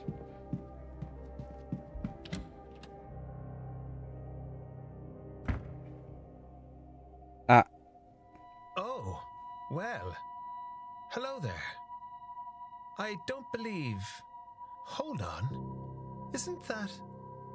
Yes, that's Evelyn. Miss Dean's room. It is, isn't it?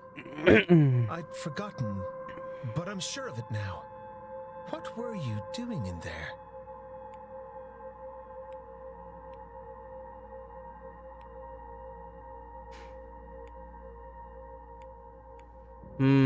He's suspicious. I thought Miss Dean might have left me a note. No luck, though. I was right. That is her room. But what do you mean, left you a letter? Has she gone? The staff told me she left late Tuesday night. You're a friend, are you? I don't recognize your face. But Evelyn has friends everywhere, I suppose. I suppose you could say so. Yes. Why do you ask? I saw Miss Dean late on Tuesday night. I didn't speak to her, but she didn't seem to be herself. She looked like she might have spent some significant time at the bar. She went towards the East Tower behind you. I considered following her to see if she was all right, but... Well, even drunk, she was faster than me with this blasted stick. Anyway, I'm not one to go chasing a woman, so... That's a little strange. I suppose she was fine, if she had her wits about her to leave. She gets up to all sorts of things. Just another one of her escapades. I suppose she was fine. But if I hear anything, I'll let you know.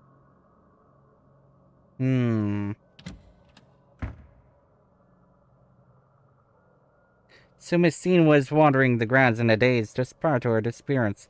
But what does this all mean?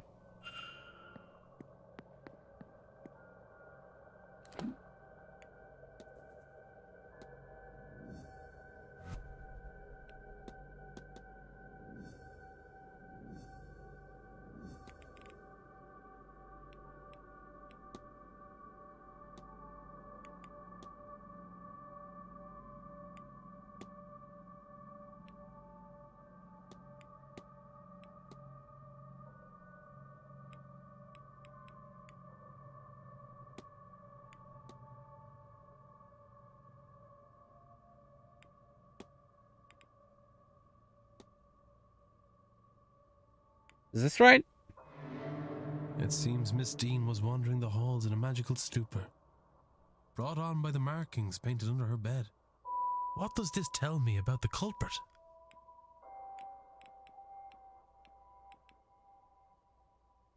It seems as if the culprit knows how to use magic to achieve their ends, whatever those may be.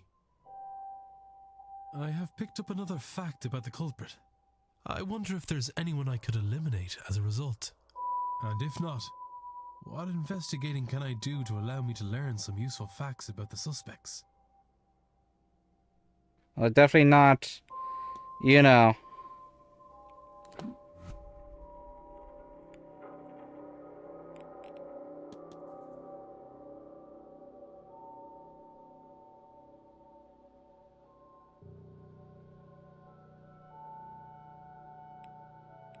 They're definitely not you. And definitely not you.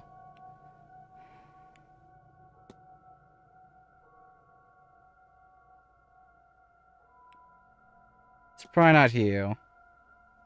As well.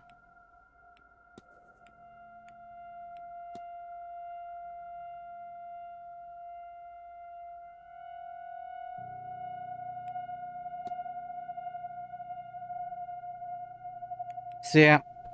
Alright, yeah, eliminated a number of people then. Alright. I mean, I was already counting out Ofin because he couldn't write. That was pretty obvious. Alright. So she went down here. This painting is off balance. A scene, perhaps?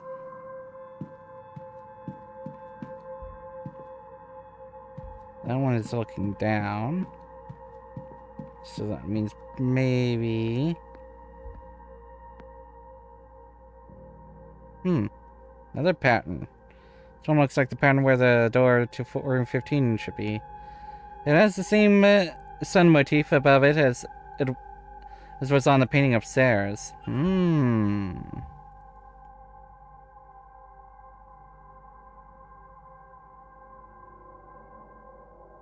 Okay, I gotta do this again.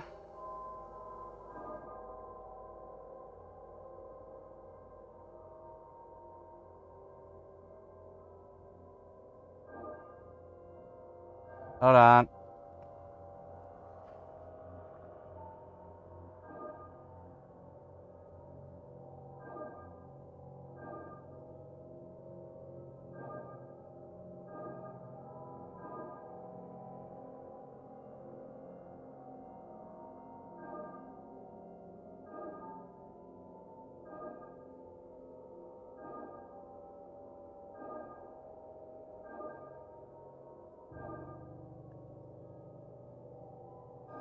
There we go. How is this possible? What is this place? The air is rotted here. This is an unholy place. These look like bones. A skull appears to be human.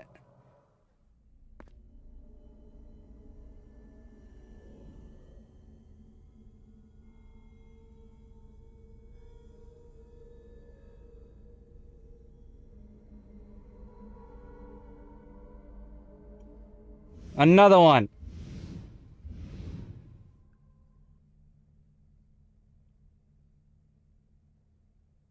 Was that a... No, it couldn't have been. My eyes are deceiving me. A hallucination caused by gas or mold in the air, perhaps. But then, how can I explain these flames?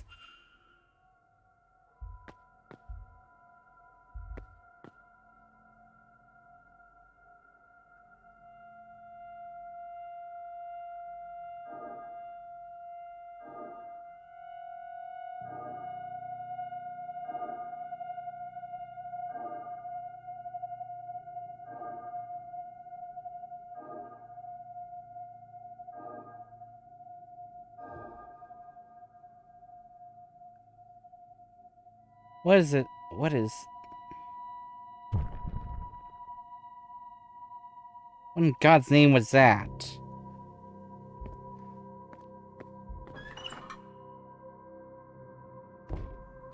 That hole wasn't there before.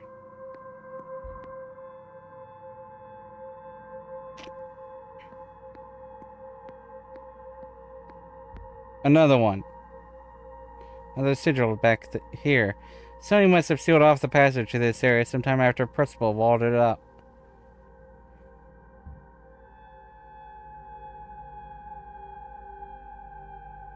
I gotta do this again. Okay. Oh, wrong.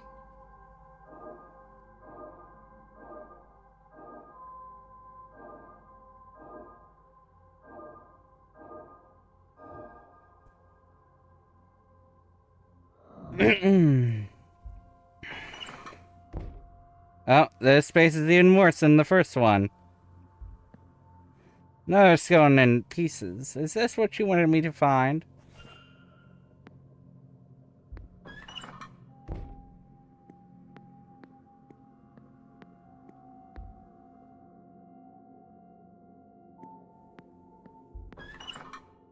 Try to bring it over to her. Yeah. Place remains.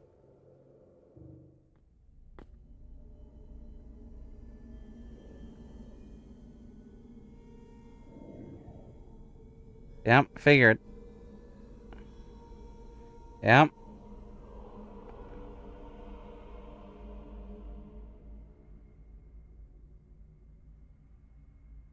Percival damned them to an eternity of torment. And for what?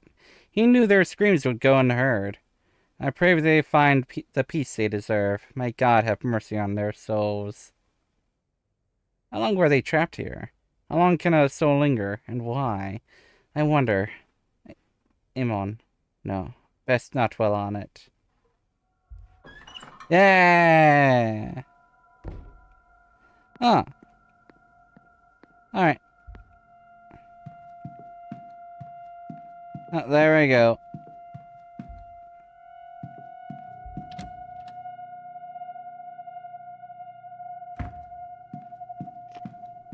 I guess now, time to go to the dining room. Hello again, sir. You here for the meal? Yes. Certainly, sir. Let me show you to your seat. Since I figured out some stuff, might as well. If you're looking for a seat, you're welcome to join us. I'm sure my companion here won't mind. Why not? I'm being educated on the specifics of tomorrow evening's séance, and why, apparently, it's so impressive. Sure. Declan Ward. Pleased to meet you both. Allow me to introduce Mrs. Olivia Darcy, and I am Lloyd Dupre. Would you believe that he's somewhat of an expert on all things related to death?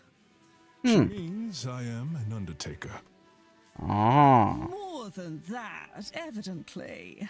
We were just talking about this grand séance, and I'm trying to understand what it is that makes it so grand.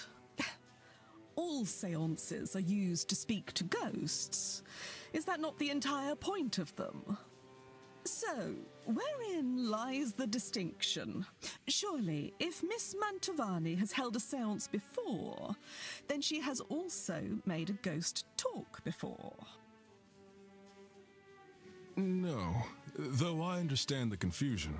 We have gotten close to that feat, parallel to it, but direct communication has not been achieved. Seances are used to invite a ghost to communicate, and to provide a means for them to do so.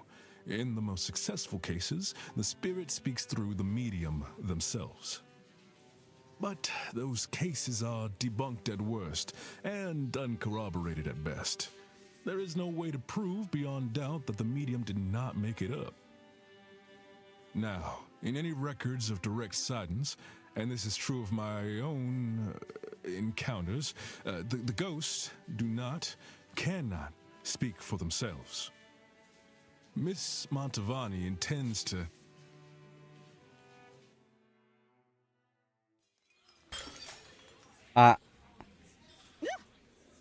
Oh dear, I've made a right hames of this.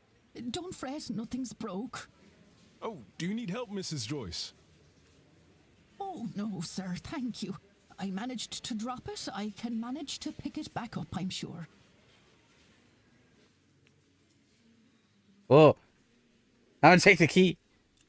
Yoink! Yoink! What a ruckus. That poor woman. Anyway, where was I? The hope is that Miss Mantovani, with the right time, place, and people around her, will cut out the middleman, or middlewoman in this case, and have the spirit speak for itself. Is that really possible? Tomorrow night, the veil between worlds will be at its thinnest, and it's especially thin here, in this part of the country. Then, the hotel. It's not without its storied history. Plenty of uncrossed souls in these walls. That, of course, is where the danger lies. Danger? Spirits aren't to be trifled with. That gets forgotten sometimes. Do you think he'll be in danger attending the seance? I am putting my trust in Miss Mantovani. I don't believe she'll lead us wrong. We'll be fine, I think, so long as no one disturbs her workings. Perhaps I'll stand farther back from the proceedings than I initially planned. But I don't think I'm done with my questions, Mr. Dupre. I want to know more about your practice. After breakfast, would you join me for some air out front? It would be my pleasure. But I could have sworn I'd left my key here. Yoink. Maybe I dropped it. I'm sorry, Mr. Dupre. We will have to postpone that conversation. Once we're finished here, I'll need to go to reception and ask whether anyone has turned in my key. Of course, madam. I'll be in the courtyard, should you find time to join me. Okay, so I think what I'll do then is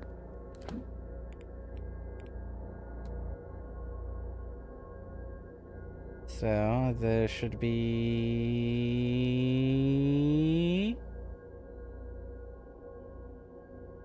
Darcy's room is where. Oh, no, I didn't even fucking need her key, did I?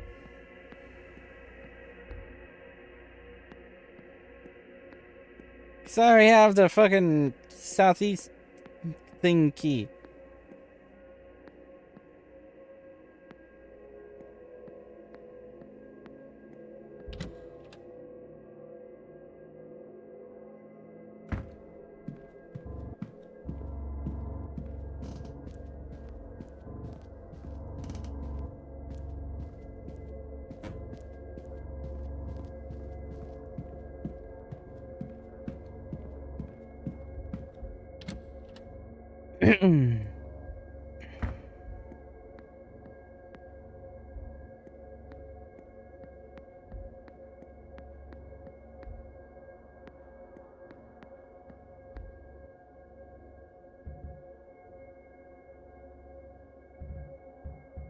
Well, might as well go into here first.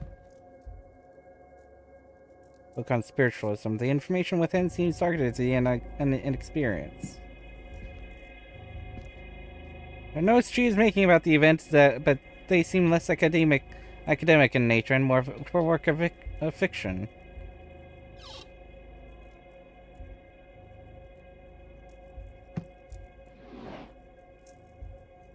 Those blasted dreams of home. I don't want to go home. Not after what happened. I want a new life. There was a loose page that slipped in here. Medical cert showing Miss Darcy was bedbound for some time in the autumn of last year with a cold.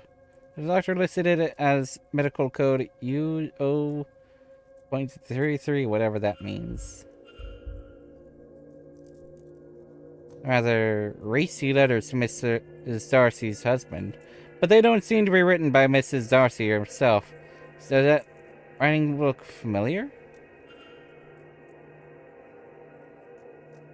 Oh no. Oh no. Oh no. Oh no.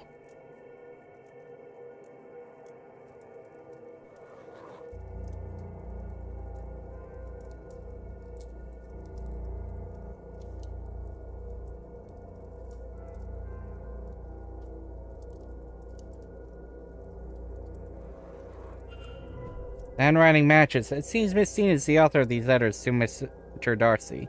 So Miss Darcy has a connection to Miss Dean, one with an inbuilt motive. Oh, no. Oh, no.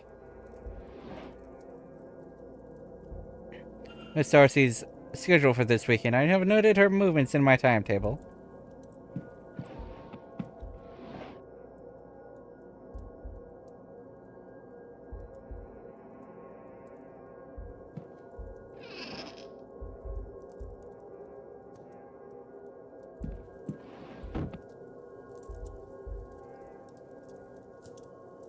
And then water.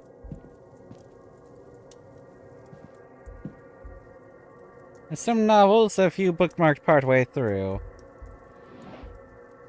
A book that has clearly been handled with care. Information on the Hermetic Order of the Golden Dawn. It seems rather rudimentary reading for a fully fledged member. This book appears to have been read many times. So I think I can potentially... Notes of Damask Rose. Someone else would know better. A Protestant cross. Seems likely that she is not the one. Her shoes seem to be of medium size.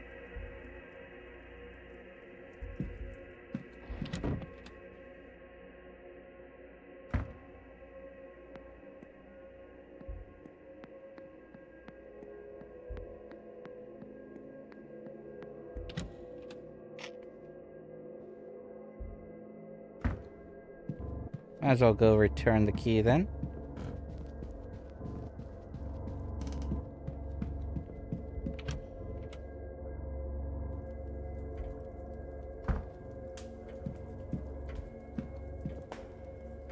Yes, madam. I seem to have misplaced my room key. I see. Let us see what we can do about that for you. Now, where has that spare key gotten to?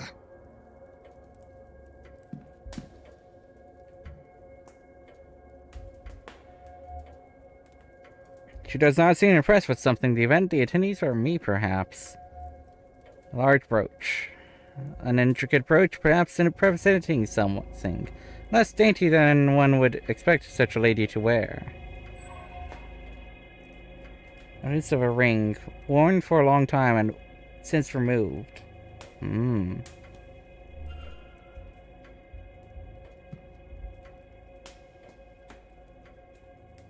Mr. Ward, you've come back to me.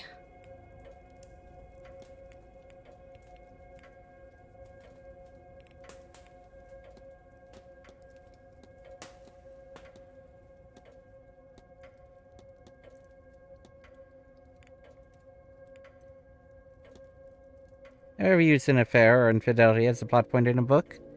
No, if you just read my books. But yes, I did once. A woman's husband cheated on her, and their reconciliation night was his alibi for a murder. In hindsight, I do not think I did justice to how devastating it can be. If I were to revisit that story now, he would need another alibi. That was all. Good day, Mr.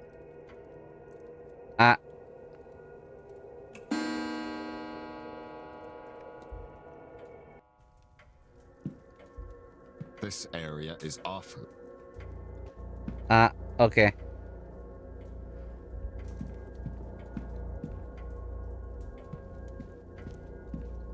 I didn't even need her key. Whatever. Whatever. Anyway. So. The garden, huh? Where is the garden?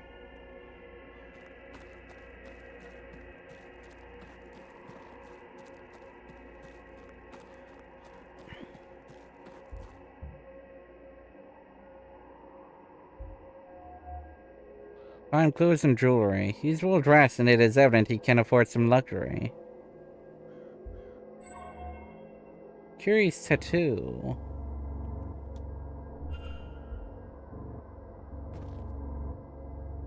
Hello again, my friend.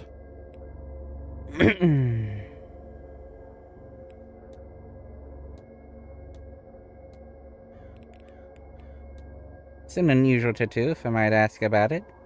Oh, it's Mama and Bridget's her mark. Consider it a devotional symbol. I'm an Ungan of hers, a priest as such. She's our Aloa of life and death. I suppose your analogy to Aloa would be saint. She is born of your pagan goddess Bridget. Her believers took her with them when they fled to America. I guess the journey changed her, for want of a better way to explain it. Not at all, Mr. Ward.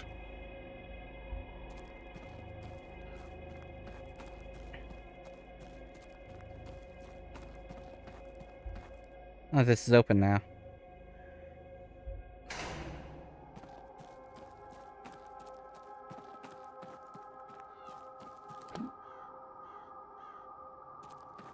Where would the garden be?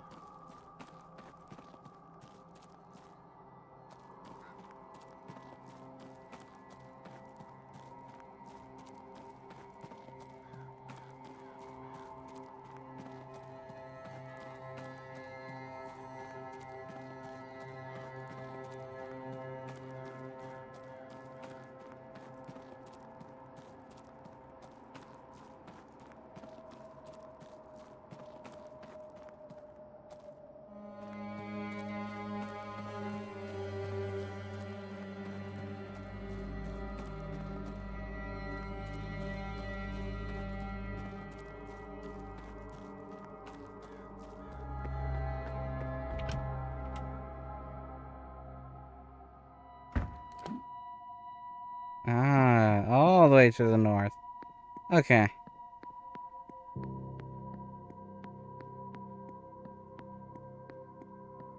Oop. The gardens. There we go.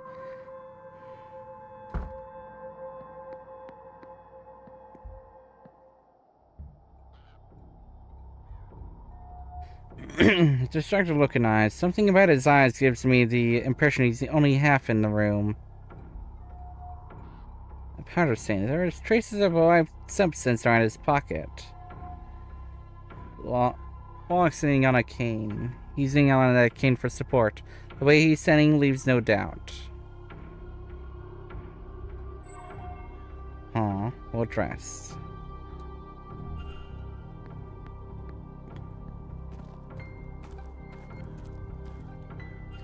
Some torn material, thick cotton with some signs of decoration. A night dress, perhaps. If so, then perhaps Miss Dean adventured through these gardens. So start here. Right.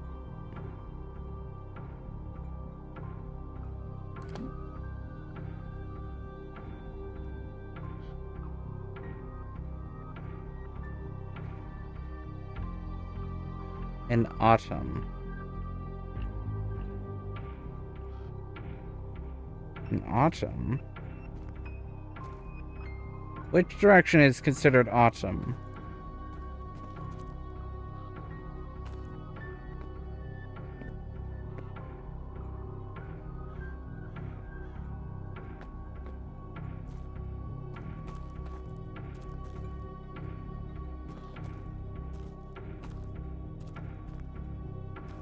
So let's go from here then, huh? Like east to Junction. Then north for 3.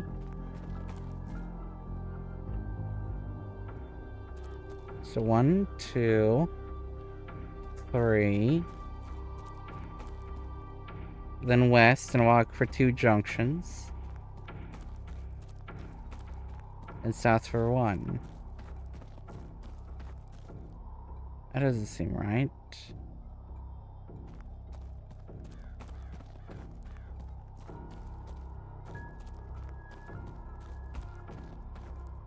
Oh, it is right. This is where the note. The note from Miss Dean's room leads me. If I look in here, then. Ah! Found it. A strange book. It feels as though it's staring right through me.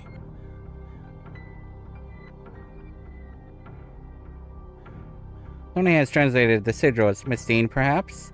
The first one means to open, and the second means to close. Also written here is sale, release, but I see nothing of that name in these pages. A sale, open. Sigil fills me with dread, but then it's overpowered by a sense of ambition. Are these missions my own, or do they belong to someone else? Close. This sigil fills me with a deep sense of sadness and the fear of being trapped. Despite the modern-looking cover, the pages are old and rough. While they are dry, they smell of peat and moss. I'm not sure what this was written with, but I have a fear it was not ink. I can make out some Irish letters, but others are unfamiliar to me. Why on earth did she have this? Those symbols certainly seem like the ones I've been using. But what is their purpose? I did follow it right.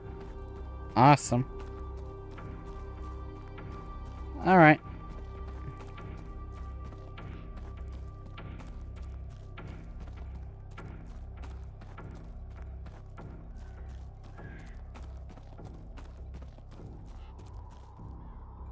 Chapel and graveyard.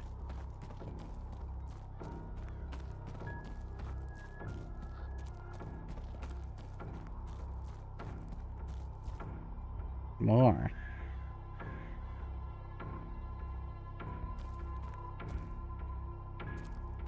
So that means...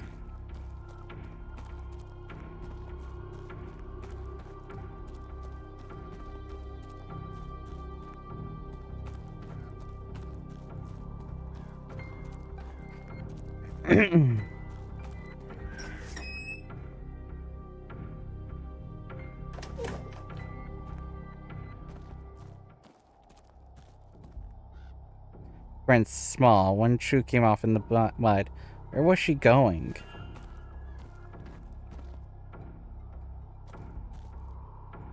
Footprints. She lost one. Means this way.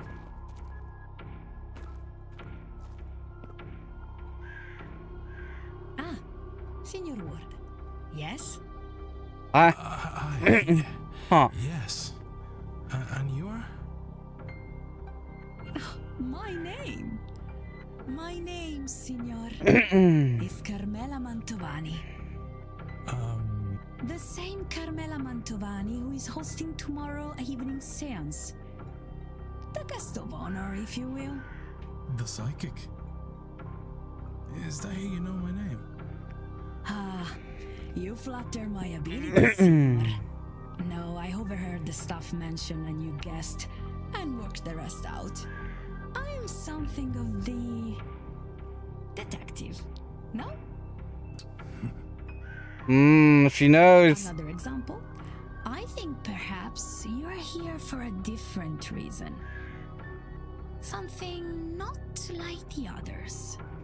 And why would you say that, madame? You do not recognize me or my name. I would wager good money that no others came this far west without some idea of those details. Come, allow me to read your cards. Perhaps we can discover your real reason for attending. Maybe you will find a little direction along the way. Fine. After that display, how can I refuse? Come closer then, Signor.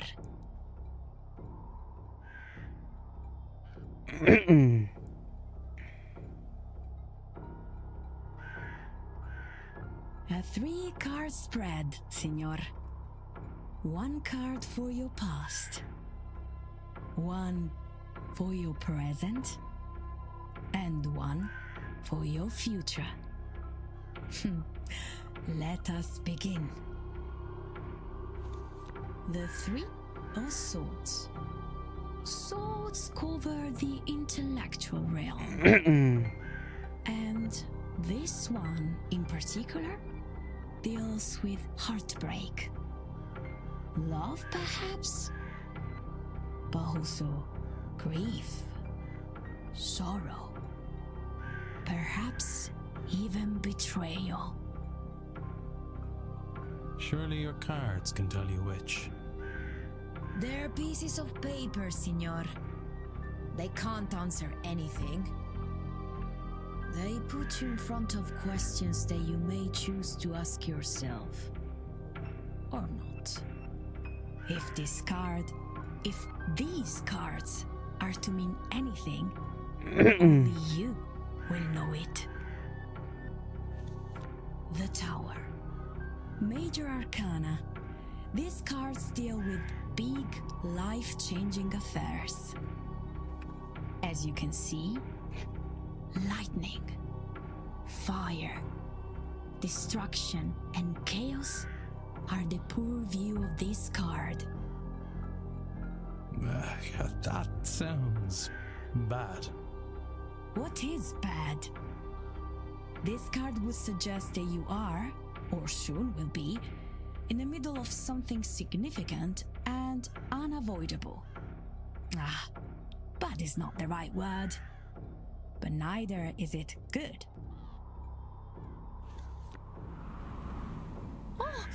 Oh, the wind! Does that mean anything? Everything means something, senor. Normally, a card is upright or reversed. When upright, this card, the Wheel of Fortune, means good luck, prosperity. Reversed, it means, as you may suspect, bad luck and the misfortune. On its side, I believe it means both are possible. I think your future, perhaps all of our futures, are very much in your hands.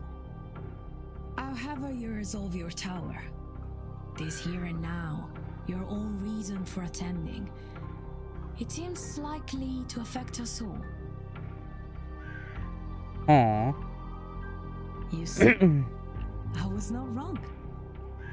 There is more for you here than a mere séance. Indeed.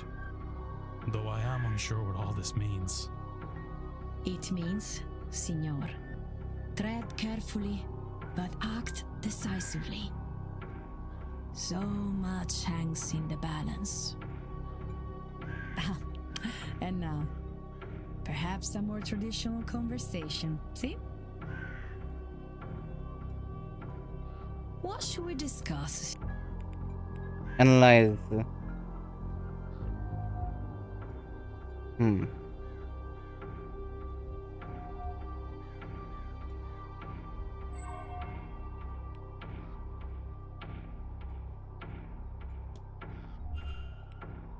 That's all. Of course. Take her. Did I know already, am I, sir? I was like, hold on. Key. Doesn't look strong enough for a door. Perhaps for some sort of locker. And over here, not there.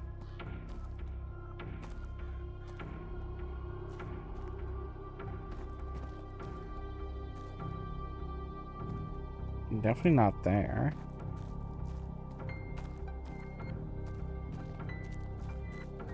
Definitely this way then. This way.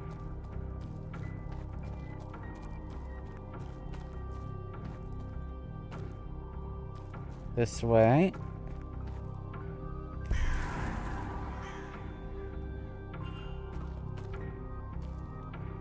What's this? I've seen this symbol before, haven't I?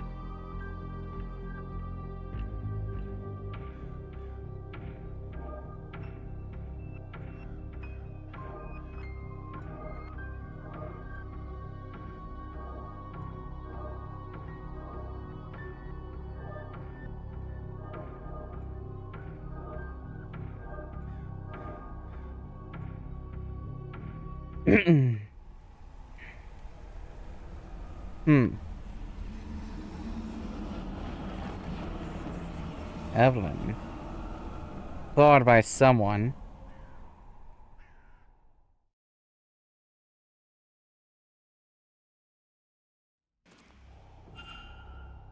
Another memory, but what was that thing with Miss Dean? It was too large to be a person and transparent. Was it leading her through the maze? If so, to where? Was it another ghost, or something else? And who was the person watching it all? Was that the culprit observing their deeds? Wait, what's that sound?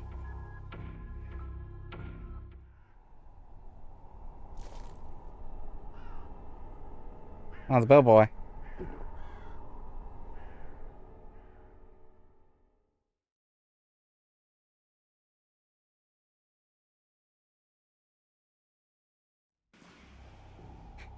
Oh.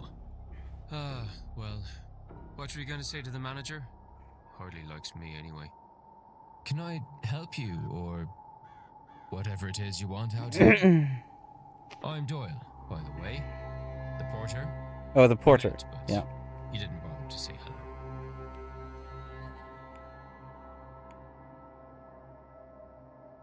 I'm less likely to be bothered when I'm on my break.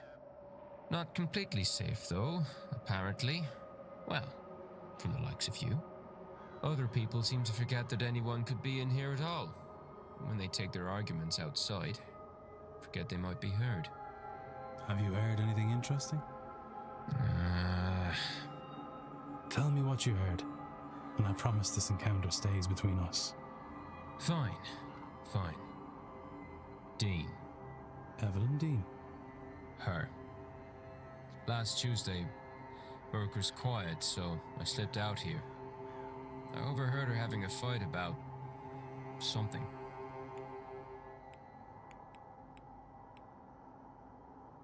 No. All I could tell you is that it was a man. She was the one with the raised voice, mostly drowned him out. Then she stormed off. I don't know if he followed, but by the time I'd worked myself to a good vantage point, he was gone too. Bloody maze. I don't know.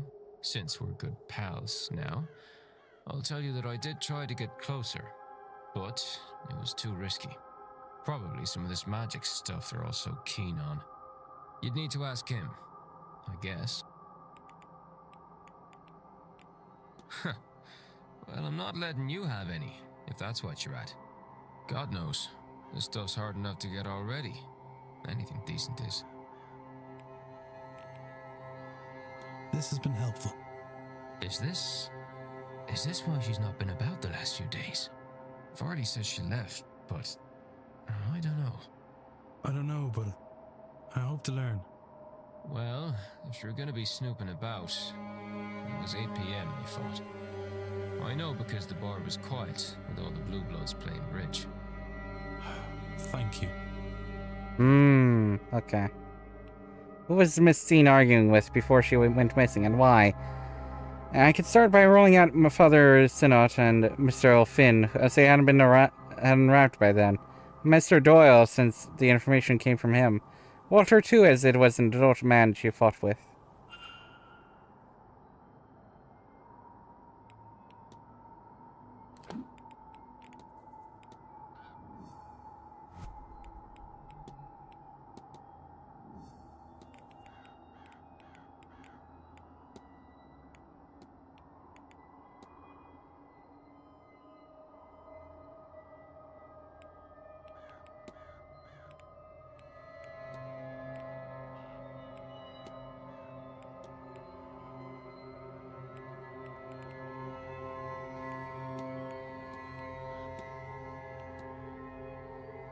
Yeah. Something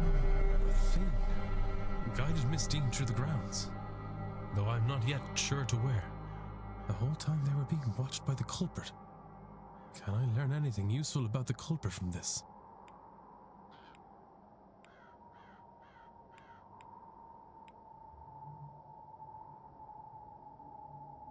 They were the boot prints almost. The extra prints in the hedge maze must belong to the culprit. So now I know they wear a medium-sized boot. I have picked up another fact about the culprit. I wonder if there's anyone I could eliminate as a result. No, I don't know yet. What investigating can I do to allow me to learn some useful Looking at facts the about boats. suspects? Well, I do know that it's not a woman. I know it's not a woman. Or at least, it's most likely not a woman, but... What's that thing that I'd seen through the maze? Was it another ghost or something else? Maybe the staff have heard of it or seen it before, or maybe some of the guests might know. Oh.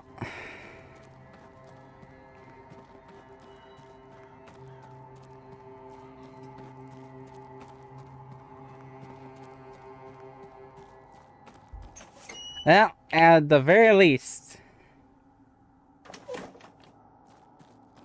I should be able to work out stuff from here. I do know that, if I recall, Darcy are medium in size, so can't rule her out.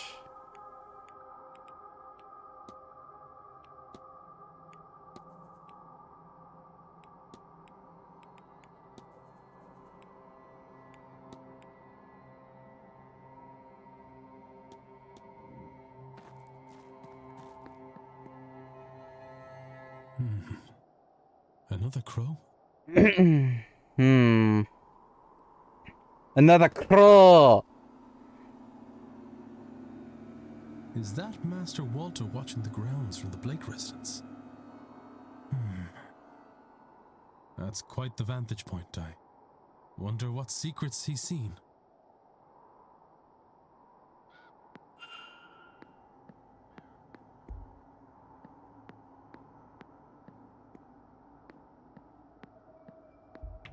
Well, I think I'd say that's probably a good time to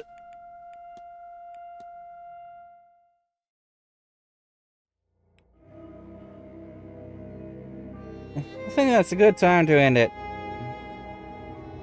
My headset needs recharging and yeah. And my ADHD is kinda telling me to do other stuff now. Just relax and all. So I shall see y'all next time then. Goodbye.